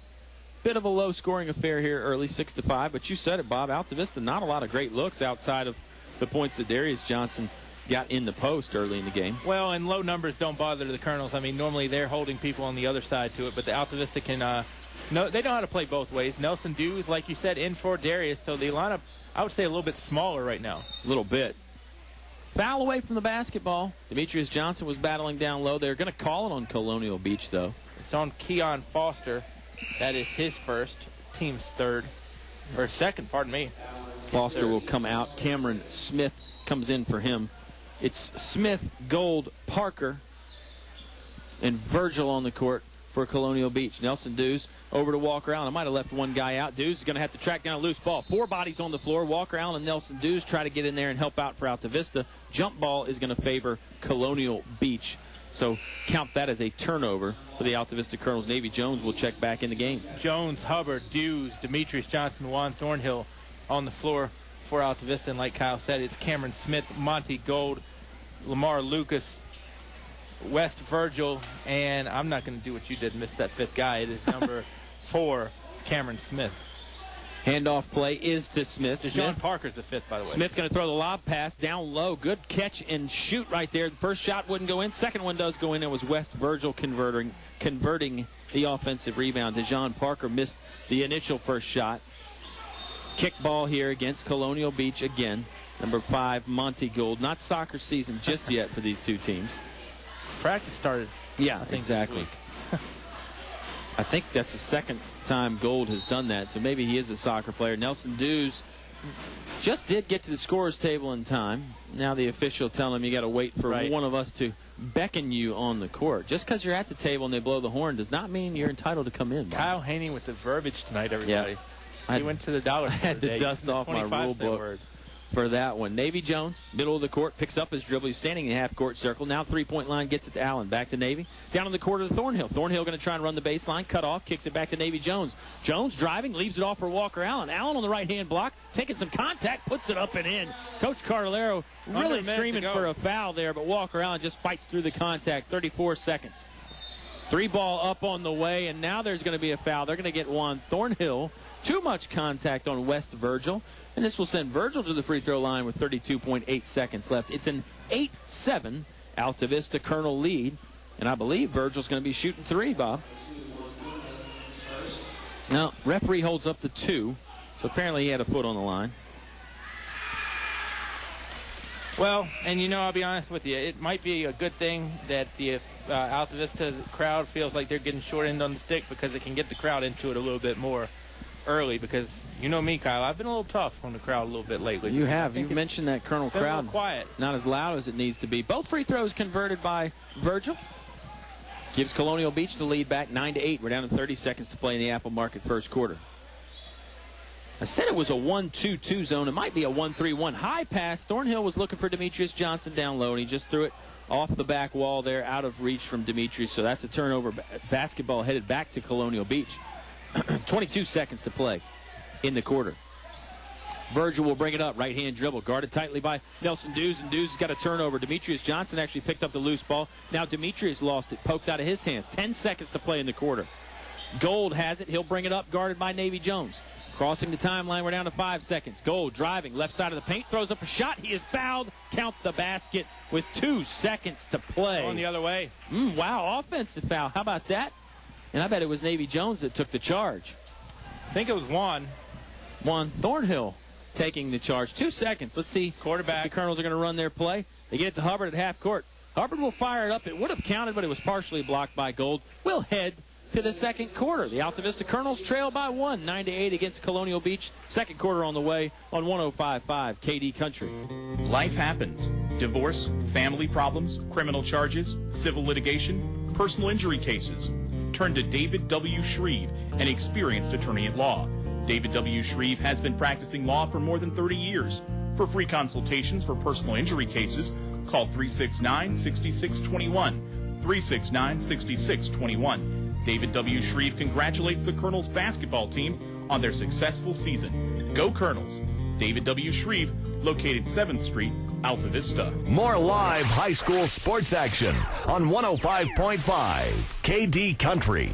Colonels trail by 1, 9-8. Bob, another low-scoring first quarter, but we both pointed out Colonels haven't seemed to mind that. It was low-scoring Friday night when they got the big win over Perry McClure here at home. I'm sure Coach Carlero would like to be on the other side of the 1-point differential. Yeah, Altavista obviously thought they were roughed up a little bit there in the first quarter. Colonels not getting great looks either.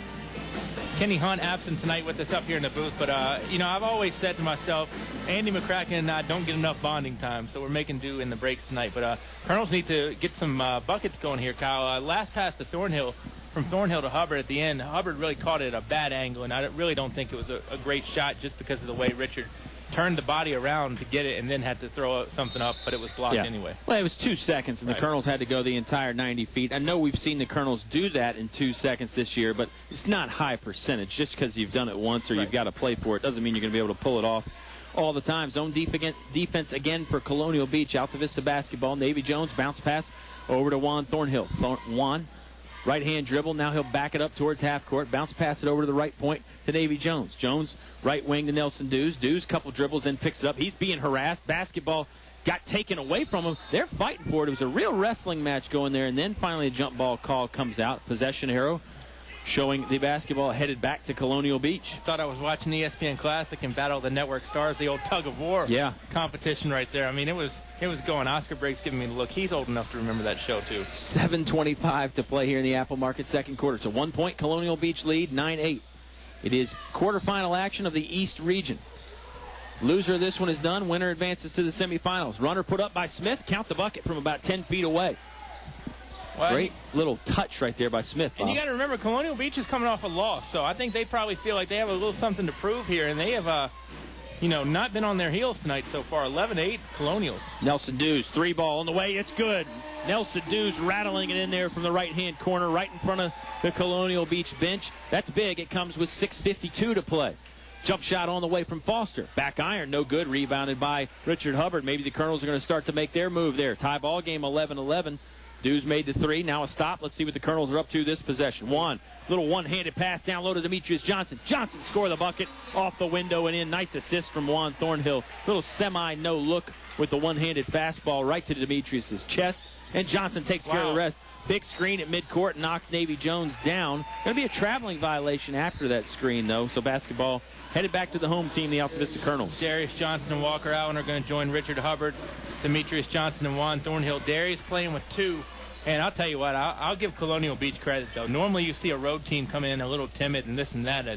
Colonials are just not at all. I mean, they are taking the fight to Altavista here early. Excellent point. A game and ready Colonial Beach squad. And, yeah, I think you're right. Sometimes the light show intimidates people. Plus, you got the long bus ride. Not Colonial Beach here tonight. They're almost playing like it's their home court. Exactly. Demetrius, long pass to Thornhill. Thornhill fakes the 3. Now he'll put up a 17-footer. Won't go in. Long rebound controlled by Cameron Smith of the Colonial Beach Colonials. You know how much I love to see Darius bang and try to get post position down low, but you really got to be careful with 2 fouls and still almost 6 minutes to go in the quarter. Yep, Darius has 2. Good man-to-man defense here. Juan Thornhill guarding Keon Foster tightly. He hands it off to Shamar Shanks. Chest pass over to Cameron Smith.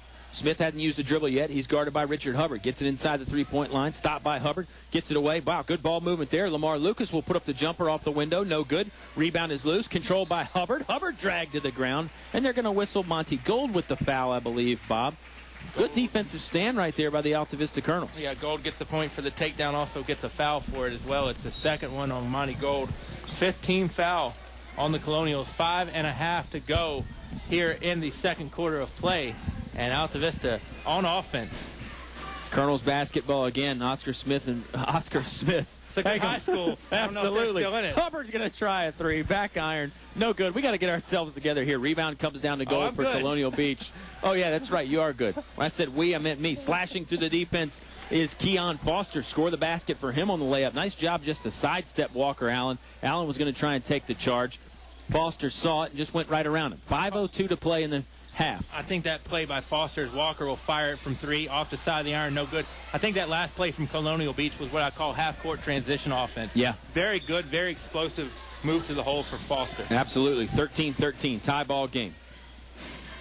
Foster going to circle the defense and just hand it over to Cameron Smith. Smith back to Foster. Foster running the baseline. Puts up the shot. He's blocked, but he is also fouled, and I think they're going to get number 12, Richard Hubbard. What I was trying to say before I got tongue-tied was Oscar Briggs informed me that Richard Hubbard, 4 rebounds on the night so far for the senior. 1 foul on the night as he picks up his first one right there. 4th one on the team. 4:39 to play in the Apple Market second quarter. Tie ball game, not tied anymore as Foster sinks the first free throw. It's a 1-point lead again for Colonial Beach. Nelson Dews will spell Hubbard. And it's Dews, Walker Allen, Thornhill, and the Twins on the floor. Second one on the way for Keon Foster. Right-hander puts it up, front of the iron, no good. This rebound is loose, and this rebound is controlled by Lamar Lucas. He gets it back to Foster. Foster, scoop, layup, count the basket. That is not going to make Coach Cardellaro happy. Giving up the offensive rebound there after the missed free throw. Colonial Beach stretching the lead out. 3-point margin now, 16-13, Bob. Colonels did not play great in the first half on Friday either. This has not been the A game either, but they're hanging around 16-13. Thornhill, right wing, throws it over the top of the defense to Nelson Dews. Dews thought about another three. One-handed bounce pass to Juan. A good look by Juan down low to Demetrius Johnson. Juan Thornhill with the pass from the three-point line. Right at 4:05 to play. Colonels cut the lead. 16-15, Colonial Beach on top. I think Dews was ready to fire on that three, and so was Foster ready for him to fire because Keon Foster got out there quick. Foster sends it in the corner to Cameron Smith. Smith going to dribble it out, guarded tightly by Nelson Dews. Chest pass over to Shanks. Shanks now to get it over to Keon Foster again. Foster, little head fake, thought about a three. Now driving, gets it to the free throw line. Kick out to Monty Gold. Gold up in the air on the pass, sends it to Foster. Foster, count the bucket. 14-foot jump shot right there from Keon Foster. Hard to stop that mid-range jumper, Bob, and it's a really nice shot. You know my affection for the mid-range jumper. We had a nice Valentine's Day date, 18-15 Colonial Beach, and I'll tell you what, when the Colonials get in the air,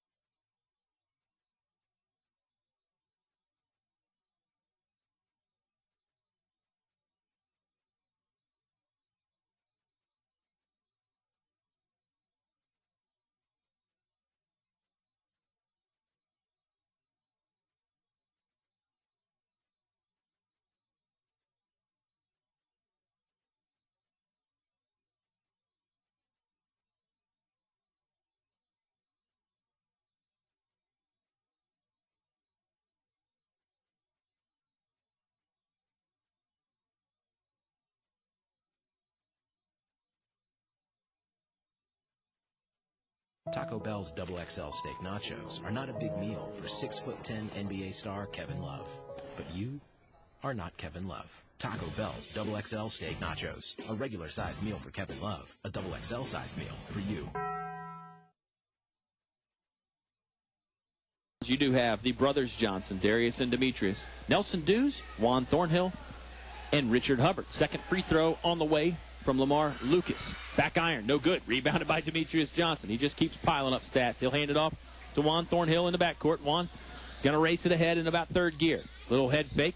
Kick it off to Demetrius Johnson. Johnson over to Richard Hubbard. Back to Juan Thornhill. Normally I would not encourage a three from Demetrius, but after what this quarter's been, I think he could probably piggyback on Mike Cardellaro and make a shot. I think so. Demetrius does have 2 3-pointers on the year, so don't discount it just yet. Minute 32 to play in the Apple Market third quarter. Man-to-man defense now from West Point. Demetrius has it at the free throw line. He'll kick it over to Hubbard. Hubbard, 3-ball on the way. It's good. Richard Hubbard. I'm telling you, Bob, we've talked a lot about Demetrius Johnson, but that is Richard's third 3-pointer of the quarter. Well, and I brought him up in the pregame, too, because we don't talk about Richard enough for the little things that he does, but he has given Altavista a 15-point lead as Richard, I think, is going to get charged with the infraction. But after what he's done in this quarter, I think we can let one foul slide. Yeah, a little bit of a hand check there by Hubbard. Second foul for him, 4th team foul. Navy Jones will check in for Richard Hubbard. I'll tell you what, the two-headed monster this quarter of Richard Hubbard and Demetrius Johnson putting on a show for the Colonel fans. Colonial Beach will inbound. They got a minute and 11 left in this quarter. Bounce pass inside to Lucas. Lucas puts up the shot, gets it to go in. He was surrounded by 3 Colonels. Tough basket right there. Score it for Lamar Lucas. 1:05 to play. 45-32 is the Colonel lead. Thornhill shaking back, no look pass down low to Darius Johnson. Darius can't convert the basket. He is fouled after grabbing his own rebound, and he will head back to the free throw line. Thornhill with the interesting pass there. He got up in the air, turned his body away from the basket, then no-looked it down low to Darius Johnson. Colonial Beach, one of these teams that has 2 teams in this region tournament, a girls and a boys. The girls were victorious tonight over Perry McClure, 43-40. So Altavista will not see either of the Fighting Blues on the boys or girls side. It has a bad night for the Buena Vista. And 53 seconds left. Darius made the first free throw. Second one goes in for Darius Johnson as well. Walker Allen will check in and give Darius a breather. It's a 47-32 Altavista Colonel lead. Surprisingly enough, Bob, it still feels a little closer than 15 points.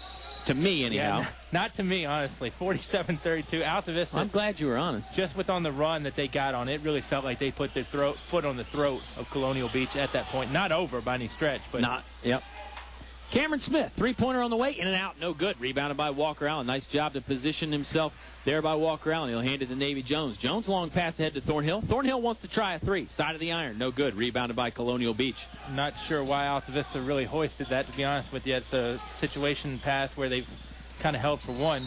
Demetrius called for the foul. Yep, Demetrius playing with some extra energy. That time he almost got away with another pickpocket, but they whistle him for the foul. 25 seconds left. It should be Demetrius' second foul. It is 5 team fouls on the Altavista Colonels.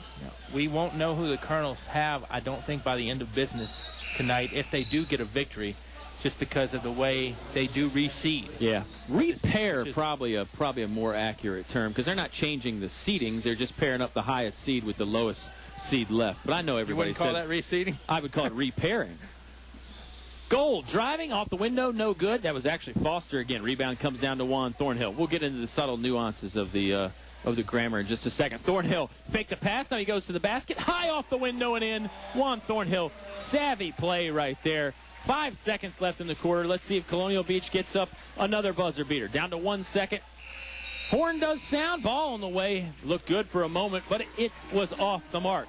Colonels, one of their best third quarters in recent memories. They lead 49-32 on 105.5 KD Country. Virginia's oldest and most experienced bus distributor, Sonny Merriman Incorporated, is Virginia's premier Thomas-built bus dealer. Sonny Merriman has been providing buses to schools, churches, medical facilities, and transit agencies for more than 45 years. Sonny Merriman is recognized for outstanding service and customer satisfaction. Sonny Merriman wishes to recognize the Altavista Colonels basketball teams on their outstanding season, and good luck in tournament play. Now, back to the action on 105.5 KD Country. Oh, the action is good here on 105.5 KD Country. 52 years of outstanding high school sports coverage, Bob. That's pretty impressive. Lee Cameron, our producer back at home base, pretty impressive. And the most impressive of all, well, the Altavista Colonels boys basketball team in the third quarter. They pulled away a lot in the third quarter this year, but I dare say that was one of their finest quarters in a while. Well, I'm going to put on my Captain Obvious hat for a minute, and if Altavista comes away with this game tonight, third quarter definitely the catalyst. I mean, you can credit Nelson Dews for getting things started at the end of the second with the three, but then you have halftime and you got to sit for a while. But you can definitely credit Richard Hubbard and Demetrius Johnson with give them a big piece of the pie in that third quarter. Yeah, you got to dish out a lot of pie to those guys. Colonels trailed by 1 at the start of that third quarter. Well, they're up 17 now. Game not over yet. One more quarter to play. And West Point, I'm sure, is going to come out with a lot of fight. Foster, three-pointer on the way, no good. Hubbard tipped it out to the perimeter, controlled again by Colonial Beach. And I've been tough on the crowd, but the crowd... Number 5, Monty Gold. And Gold's going to head to the free throw line to shoot a pair there. Third one on Demetrius Johnson. I'm not... Exactly. Colonels break the full court pressure. They get it down low to Darius. He dumps it off to brother Demetrius. Kick out to Hubbard. Hubbard wants to try a three again. Yes, sir. Richard Hubbard. Keep on shooting it when you're going to rein him in like that. He made that one from the left wing again. He's made 3 of them from that spot, Bob. And Richard Hubbard just will not cool off.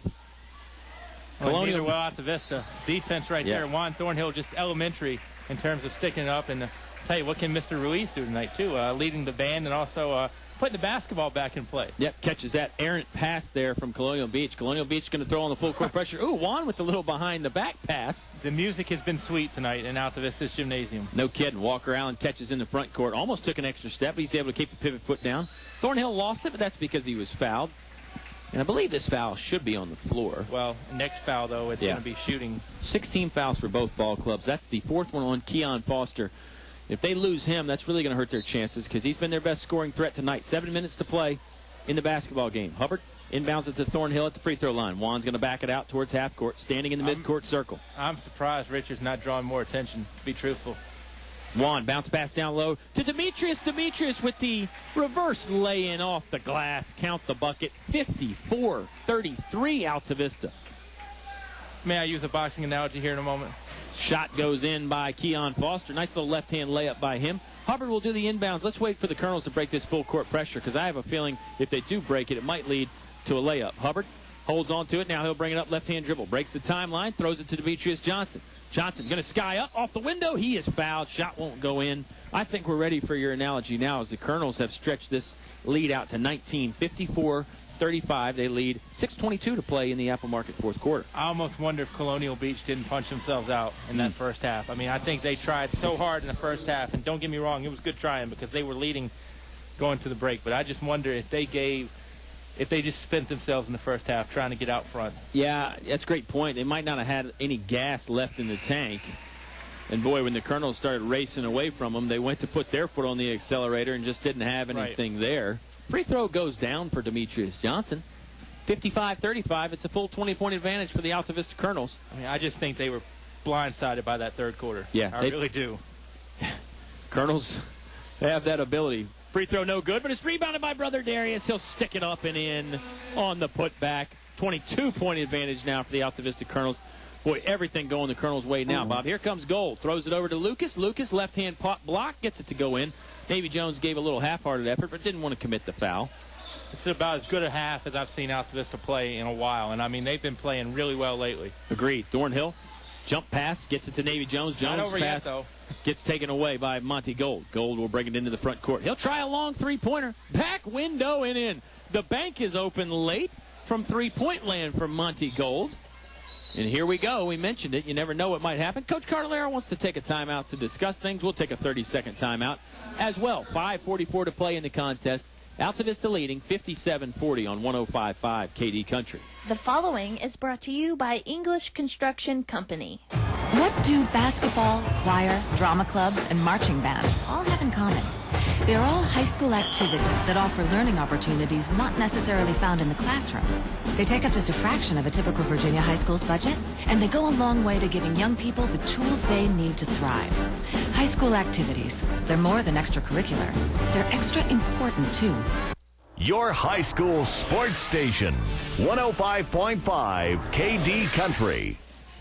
Colonels up big, 57-40, but Bob, you said it, not over yet, and I have a feeling that's what Coach Carlero said in that 30-second timeout, right? Demetrius Johnson, 20 points on the evening, and Richard Hubbard will throw the long baseball pass to Thornhill. Thornhill normally the passer, this time receiver. Good job by Juan to track it down. I mean, you think Coach Carlero mentioned that in the timeout, that, hey, guys, we got to continue to play hard. This one's not completely over just yet. Won't hurt to take a little air out of it either, which I think Altavista's just running a little clock right now, looking for a good shot.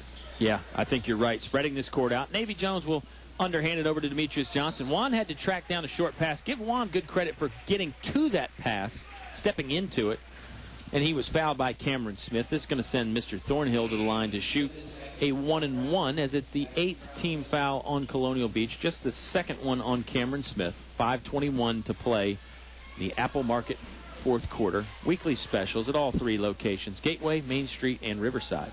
Well, and, you know, Walker has not played his best game tonight, but free throws are going to keep him on the floor, I think. Yeah, Allen back out there on the court, joining Richard Hubbard, the brothers Johnson, Darius, and Demetrius, and Juan Thornhill, who is at the free throw line. Thornhill made the first. He makes the second one.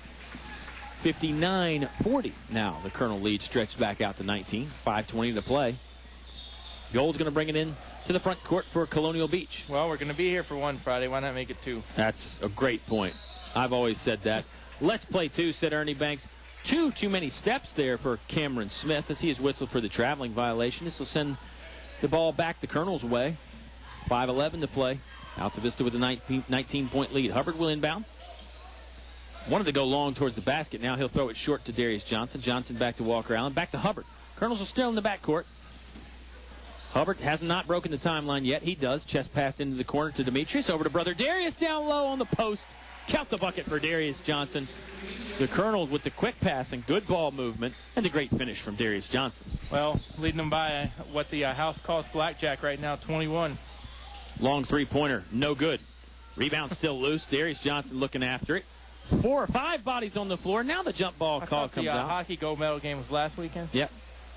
With the amount of people sliding down there, I'm just wondering if I didn't see that Canada-Russia game. 3 players on the deck for Colonial Beach. 2 Colonels jumped in there after the loose ball. And the jump ball will send it back to Colonial Beach. And Coach Jonathan Parker offers up his towel to wipe some sweat off the basketball. Arrow actually shows Altavista, so Richard Hubbard will inbound for the Colonels. And, you know, Charles Trim puts it back in play. And I always got to give Charles credit for the hairstyle. One of the best in the business. He's a good-looking official, that's for sure. Navy Jones breaks the timeline, gets it into the paint. Now will kick it back out. They throw it in the corner to Demetrius. Nice Great pass. backdoor look to Richard Hubbard. Hubbard couldn't get it to go in. Rebound is loose. Hubbard has got his own rebound, and he kicks it to Walker Allen. Demetrius going to try a 3-ball. Count the bucket. That's exactly right. When you're feeling that good, why not? Demetrius Johnson reining it in from 3, dead on. Colonels can do no wrong here in the fourth quarter. Oh, and Demetrius rejects the shot in the crowd. That was Darius Johnson. But when 2 is 1, I mean, tonight, Darius and Demetrius really playing huge. Sent it right into the Colonial Beach bench. 64-40, Colonels lead. Colonials basketball trying to get it inbound. They do. That's West Virgil. With all that being said, I think player of the game is not a gimme, though, tonight. Not at all. Foster driving, he is fouled. I think there are 2 real strong choices.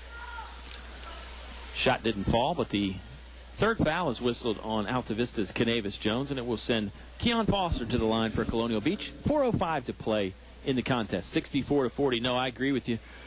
Player of the game, not easy for the Colonels. Although we're probably seems like the same short, too. Yeah, the short list is definitely getting narrowed down here. Andy McCracken still angling for his player of the game. Andy McCracken Award tonight, folks. 64-41. Shot out, no good. Yeah, offensive rebound came down to Gold. He couldn't get it to go. Darius Johnson controls that rebound, looking for help, and he finds it in the form of Navy Jones. Navy, little shake and bake to get it across the timeline. Now chest pass over the other side of the court to Richard Hubbard. Colonels play this well when Mr. McCracken's here. He might just have to come stand next game. No kidding. Hubbard. Or he and Kenny Hunt can rotate. I don't know. Working the perimeter of that defense. Gets it over to Allen on the left wing. Walker Allen, right-hand dribble. He's getting bodied up, and it's too much body by Keon Foster. I think that's 5 on Keon Foster. Going to send Walker Allen to the line to shoot a 1-and-1. Solid basketball game by Keon Foster. He was really the catalyst for Colonial Beach in the first half, Bob. I totally concur with you 110% there, Mr. Haney. He did get them started. I'm kind of surprised Colonial Beach lost 9 games this year. 13-9 was their record, but I thought with the way they played in the first half, they were looking great. But the third quarter, and I don't really think the third quarter is their fault as much as it is Altavista's fault, if you get what I'm saying, because Hubbard knocking down those threes. I thought Altavista really won the third quarter more than Colonial Beach lost it. Oh, absolutely. Dominating performance there by the Colonels in the third quarter. They really could do no wrong for a while. First free throw converted by Walker Allen. Makes it a 65-41 Colonel advantage. We got 3:38 left to play in the contest. Subway postgame show is going to be a whole lot of fun. I know that. Second free throw rattles home for Walker Allen, so the Colonels stretch that lead out. 33-14 second half. Wow. Wow. That's all I can say. I might say it one more time. Wow, the Colonels really just suffocating Colonial Beach right now. I love impressing you with my factoids there, Mr. Haney. 3 ball on the way from goal. No good. Rebounded by Walker Allen. Boy, Allen, we've talked a whole lot about Demetrius Johnson and Richard Hubbard. Walker Allen quietly putting together a nice game on the glass. Davy Jones, left-hand dribble. Working middle of the court. Almost lost the dribble. Had to chase after it. Gets it to Demetrius Johnson. Johnson's going to try and drive. He gets it poked away, and that goes as a turnover back to Colonial Beach. Gold driving, stutter step, NBA-like move, and they're going to call him for the double dribble. Too much like the NBA, I suppose, there, as he gets whistled for the violation. Darius and Demetrius will come out, and they both deserve a big, big hand. Yep, they're going to get it right now. Great job by the brothers Johnson. I don't know what the final numbers will say for Demetrius Johnson, but I got to say it's close to a career performance for number 5. Certainly a career quarter, I would think, anyway. Well, he only had 9 in that third quarter. Well, it was the steals and the other stuff, too. Davy Jones slashing. Layup won't go in. Can't get it to go down. Chandler Pribble in the ball game along with Dylan Allen. They join Walker Allen, Davy Jones, and Richard Hubbard. One-hand pass goes over to West Virgil. Virgil will throw it down low to Lucas. Lucas, a little pump fake. Shot won't go in. Got his own rebound. No, he doesn't have his own rebound. Loose ball knocked away by Altavista, though. Going to go back to Colonial Beach. That's kind of shocking that Demetrius only had 9. Yeah, he did so much in that quarter, though, but only on the points. By the way, a quick score that might be interesting of note as of later. Travel on Colonial Beach, and this is in 1A West. So this is a team Altavista could see down the road. Galax beat Narrows 60-54 tonight, and I know you and Oscar went to Galax earlier this year for football. Yep. And I'll tell you what, Galax, they've won a state title or 2 in boys basketball as well. Verl Brown, Galax's head coach, is one of the nicest people you will ever meet. Good guy. That's a possible foul away from the basketball. I think they're going to get that against Chandler Pribble. Pribble, a little too much of the body there, and he's whistled for his first foul of the game. Yeah, Galax is a team that Altavista probably plays too. Parsons, the running back from football, who you were very impressed with. I'm not sure his name was Parsons, Peoples. but Stephen Peoples. Close.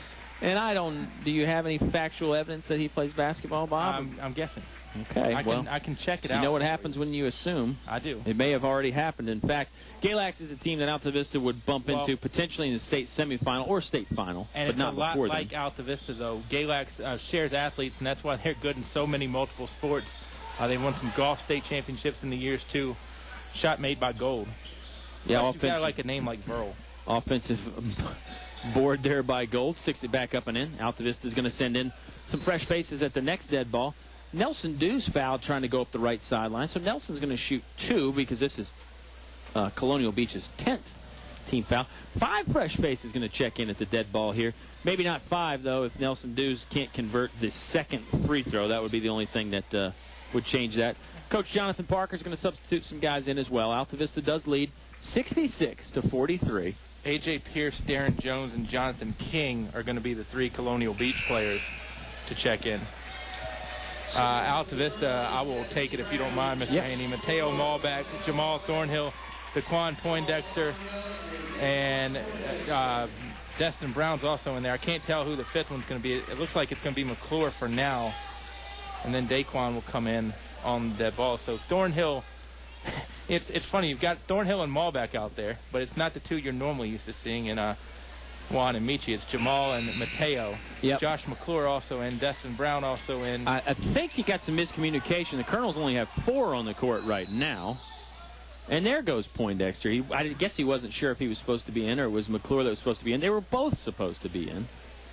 But he does get out there on the court now. 67-43. Nelson Dews does sink that free throw to allow the substitutes to come in. 1:45 to play in the basketball game. Loose ball taken away by Poindexter. Poindexter driving to the right side of the hoop, gets it to go in.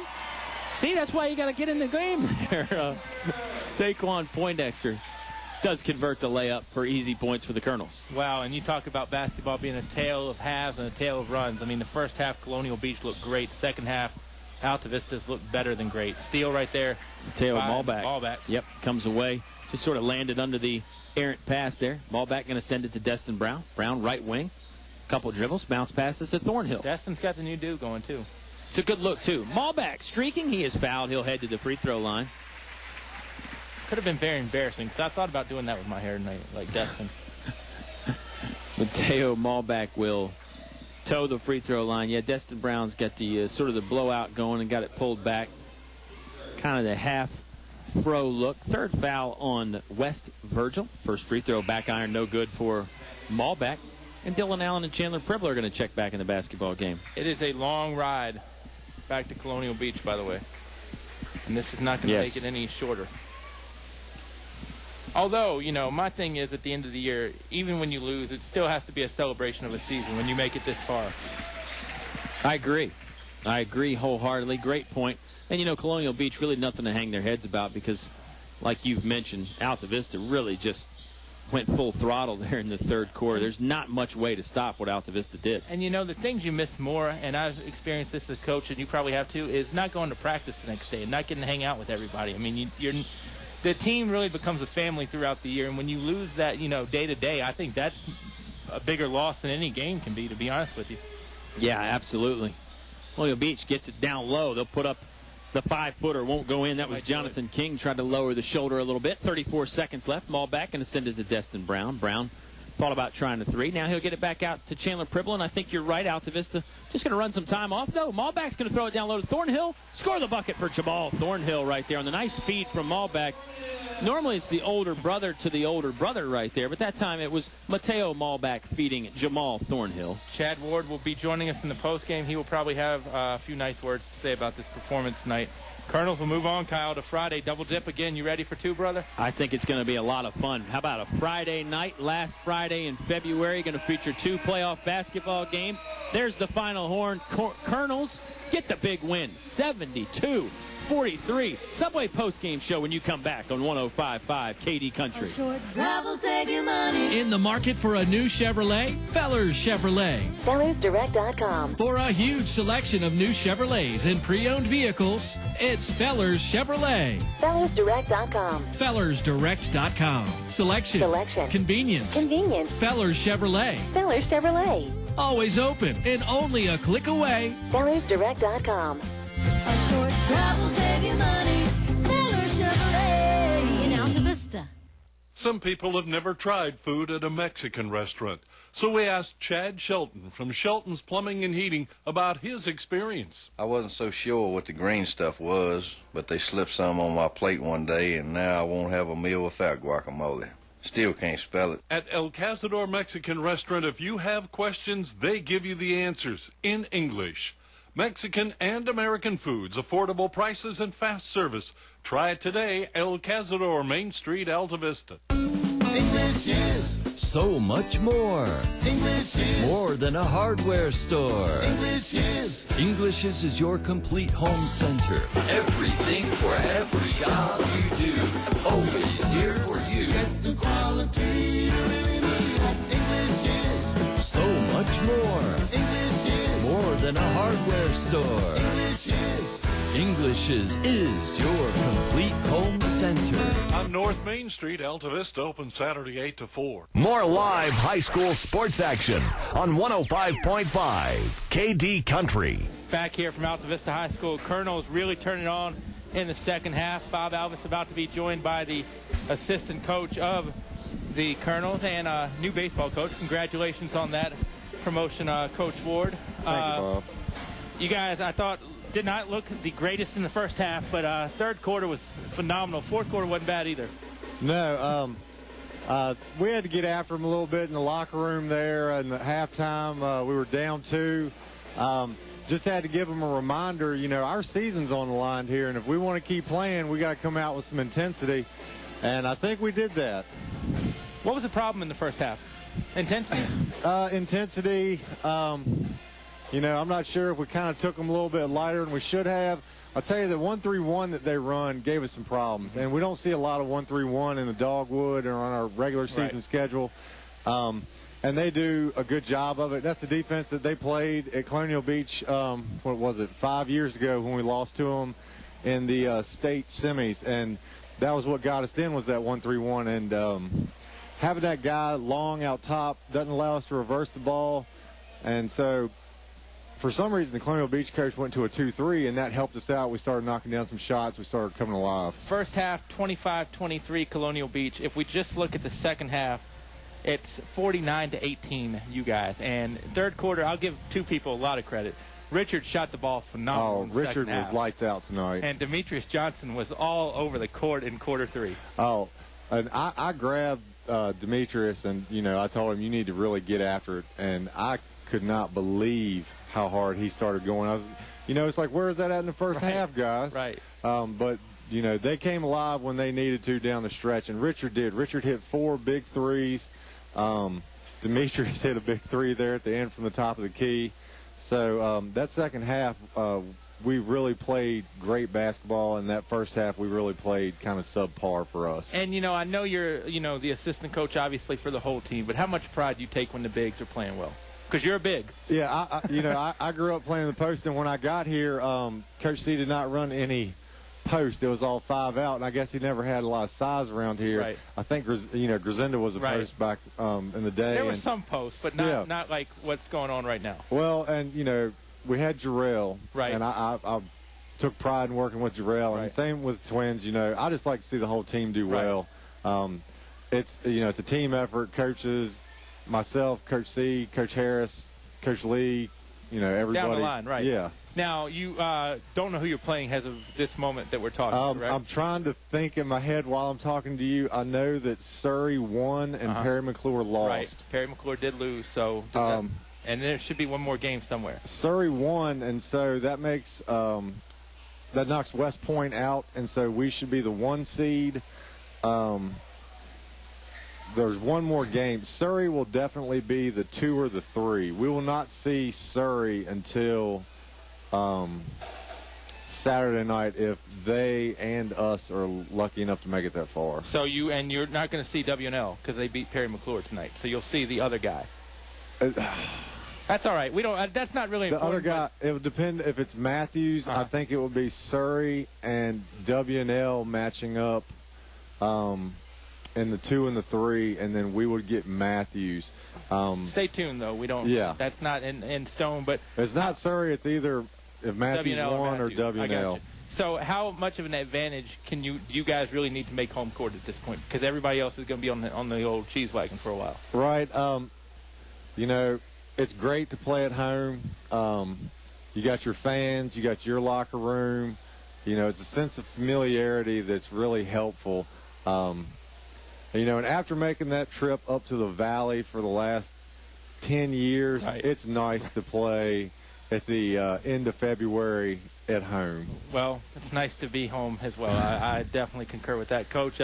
Definitely, like I said, congratulations on the new baseball gig. I'll let you say hi to the wife and the dad and the kids, even though we did do it in the first half. Oh, okay. So, but go ahead again. If my wife's up, hi, Gwen, and boys, if you two are awake, then you're going to be in trouble when I get home.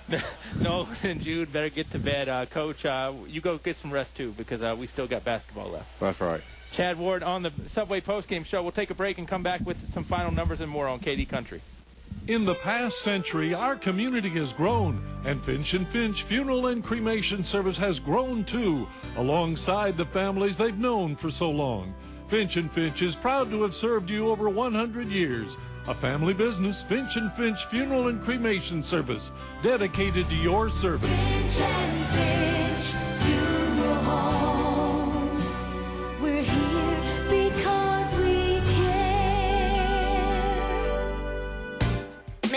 It's cold in here. What's wrong with your heater? Well, it used to work pretty good. Back in the 90s, just call Select Air and get it fixed. Oh, it'll probably cost a lot of money. No, it won't, because Donnie will give you a fair price and get it done right the first time. Maybe I'll call Select Air tomorrow. No, you will call Select Air today, because it's freezing in here. Select Air, 841-1580. 841-1580. Online at selectair.webs.com. This month's specials from your Apple Market convenience stores. Coke and Pepsi 6-pack cans of $1.99. Free bacon biscuit with the purchase of 2 Mountain Dew Kickstarts. Double-decker Moon Pie for a quarter with the purchase of any size coffee. Enjoy 2 chicken tender biscuits for $2.49 at the Apple Market locations. Riverside, Gateway, and Main Street, Altavista. You know what they say. Stop by the Apple today.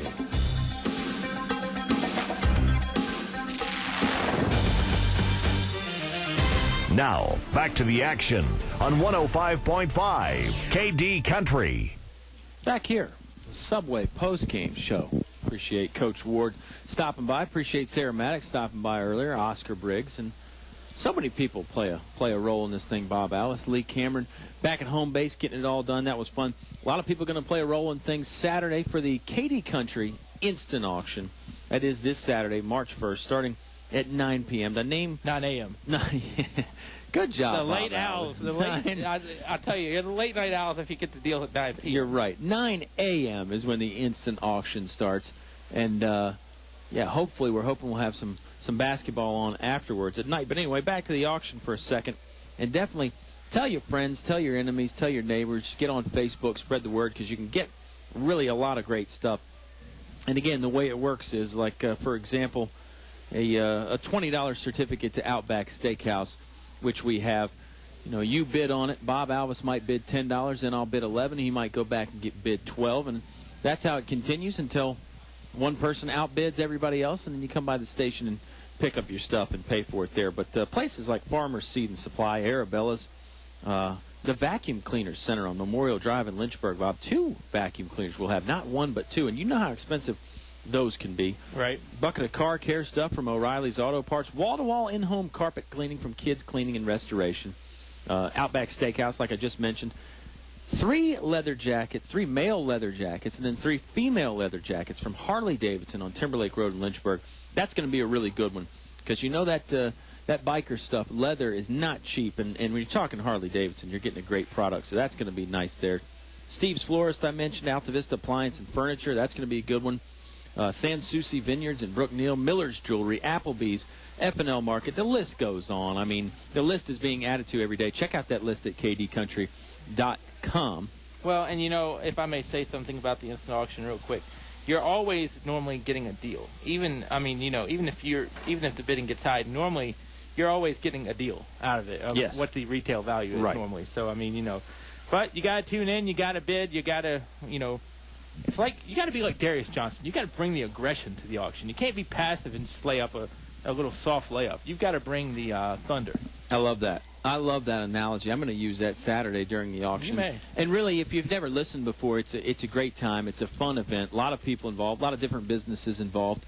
And the bidding goes fast and furious. So Bob is right. You got to be aggressive. If you want something, throw out the high bid early and try and clear everybody else out there. Let them know how serious you are. Colonels were pretty serious tonight. Girls and guys ranked. Lady Colonels got the 44-38 victory over Northumberland in the early game. And in the nightcap, the guys' team just turned it on in big way in the third quarter there and got the victory over Colonial Beach. Bob Alvis totaling up some stats. So we'll give them one more timeout. We'll come back, final statistics, final thoughts, give you the schedule for Friday, players of the game, and anything else we need to touch on. Colonels, big win. Another double dip Friday night. You're going to hear every second of the action live on 105.5 KD Country. This is Paul Shelton, owner of Altavista Appliance and Furniture, and I want to introduce my grandson, Mitch Haley, who is my new store manager, to tell you about great things we have going for you, our valued customers. Not only do we sell appliances and furniture, but we are an authorized Husqvarna dealer. We offer the full Husqvarna lineup, including mowers, blowers, trimmers, and chainsaws, with 0% financing up to 48 months. We service everything we sell.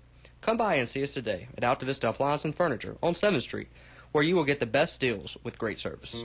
Life happens. Divorce, family problems, criminal charges, civil litigation, personal injury cases. turn to David W. Shreve, an experienced attorney at law.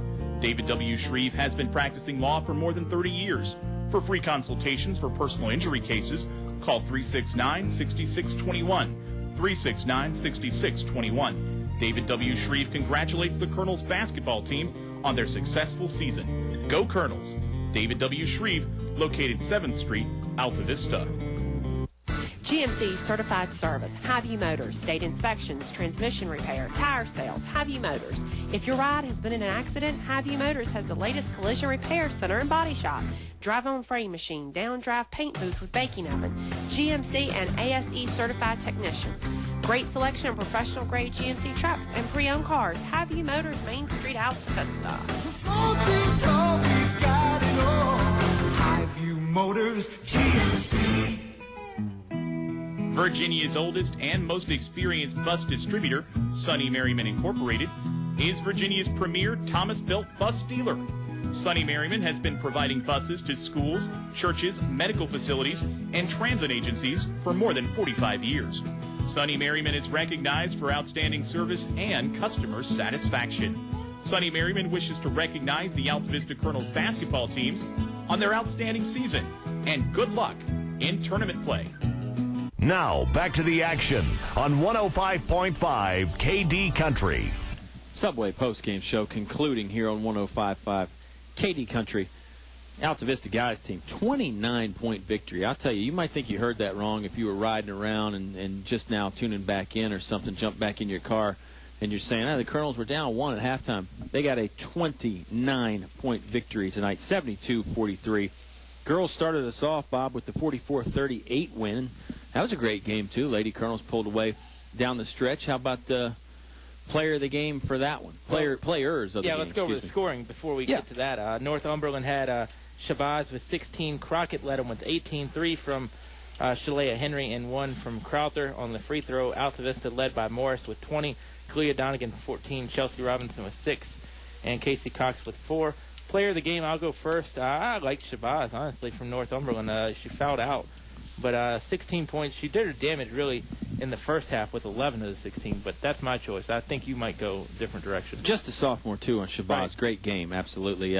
Well, yeah, if you're going to pick Shabazz, I got to pick Tylisha Crockett. I mean, raining in the 3 balls just from anywhere and everywhere. I think the range started when she got off the bus in the parking lot, and it didn't stop either. So Crockett and Shabazz definitely the right choices for us. On the other side, for the ladies, I'm going to go first. I'm going to go with somebody that's still in the gym right now. I'm going to go Kalia Donegan. I know Sydney Morris played another great game. And, Sid the kid was playing on the injured ankle, too. But I like Kalia Donegan, really scrapping it up down low in the glass. Went to the free throw line a lot, and that was important because a lot of those players for Colonial Beach got in foul trouble specifically because of the way Donegan was going after him. Thought that catalyst, though, to me was Casey Cox. I mean, I know she only has 4 points. But I thought, and, Casey plays with confidence when she gets out there, which also impresses me a lot. So I'm going to go with Casey Cox. Let's hop over to the guys real quick and go over the scoring for Colonial Beach. They were led by Keon Foster. He had 12, as did the player of the year in that conference. Monty Gold had 12. 9 points from Cameron Smith. 6 points from Lamar Lucas and 4 points from West Virgil. On the other side, Altavista led by Demetrius Johnson, 23. I don't think that's a career high. I could be wrong. I'll check that out. But I honestly don't think that's a career high. Richard Hubbard had 12, all in the second half. 11 from Darius Johnson. 9 points from Juan Thornhill. 7 points from Nelson Dews. 5 from Walker Allen. 2 from Jamal Thornhill. 2 from Daquan Poindexter. And 1 from Mateo Malbec. I will go first with Colonial Beach. I like what Foster did tonight. I think you could go Foster, Gold, or a few different directions. But Foster, 9 points in the second quarter out of the 16. I thought really helped them. And like I said, I really think they threw themselves out in the first half. Yeah, just probably didn't save enough gas in the tank for the second half.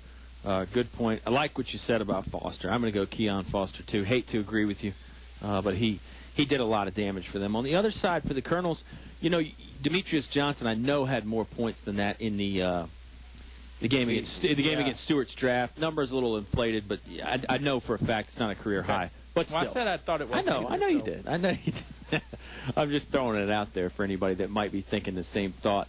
Player of the game, though, for the Colonels, for me, was Demetrius Johnson. I mean, I loved what Richard Hubbard did. I love what Darius did. I love what Juan Thornhill did, and really, top to bottom, the Colonels played great. Not so much in the first half, as you heard Coach Ward say, but certainly the third quarter and on, they really dominated. So I'm going to go Demetrius Johnson there. I really like Chad Ward coming up for these post games. I don't even think that's a bad idea for regular season for next year. We'll keep that in mind and probably forget it by then. But Andy McCracken gets an honorable mention for filling in late. He was in the dentist chair, he said, when he got the call today. But my player of the game is Richard Hubbard. I mean, Richie Rich was rich from 3 in the second half. 12 points. And, you know, Richard still does a lot of stuff that doesn't get noticed. I'll hold to that. But Demetrius is not a bad choice either. Yeah. Well, Lee Cameron's never a bad choice. Oh. Nor is Subway. Subway postgame show. Closed tonight. But for the big business types like my friend Kim and Kim, even you're a business type. I don't know if you're up for breakfast. But maybe your mom and dad can swing by on the way down and, you know, you can eat healthy with the old egg white sub. Yeah. And if they want to give you some cookies when you come in, which I discourage because I don't think it motivates you at all, but, you know, the cookies are there. The whole office loves Subway, and Robert will cater your office lunch if you give him a call. That's right. You show up to your office party with that Subway, you get the promotion by the time the food hits the table, really, because everybody loves the Subway. Everybody's a winner at Subway. Colonel's a big winner tonight. You wouldn't have heard it without our fantastic sponsors. They're really always our player of the game. People like Select Air, 24 hours a day, 7 days a week, never an overtime charge. Altavista Appliance and Furniture, best prices, great service. David W. Shreve, attorney at law. If you're facing a legal matter, don't do it alone. Highview Motors GMC, from small to tall, Highview has it all. Apple Markets. Check out the weekly specials at all 3 Altavista locations. Finch & Finch Funeral and Cremation Services, a family serving family since 1905. English's, your complete home center. El Cazador Mexican Restaurant, the happiest place in town. Fellers Chevrolet, a short drive will save you money. Online at fellersdirect.com. They sponsor our YouTube rebroadcast as well. English Construction Company, wishing our high school athletes an exciting and injury-free game. And Sonny Merriman, we are Virginia's bus company. This is the Subway post-game show. And we have really, really had a fun time tonight. If you listen to us at kdcountry.com, you can thank Walmart on the Clarion Road in Altavista for that. Save money, live better. Walmart. That's going to do it for us. For Bob Albus, I'm Kyle Haney. Lee Cameron back at home base. Everybody else that came on with us, Chad Ward, Sarah Maddox, Coach Spencer, and Coach Cartolero in the pregame. A lot of fun. Next time we're on the air for basketball, folks, it's Friday night, and it's another doubleheader. It's right here in Altavista. If you can't get out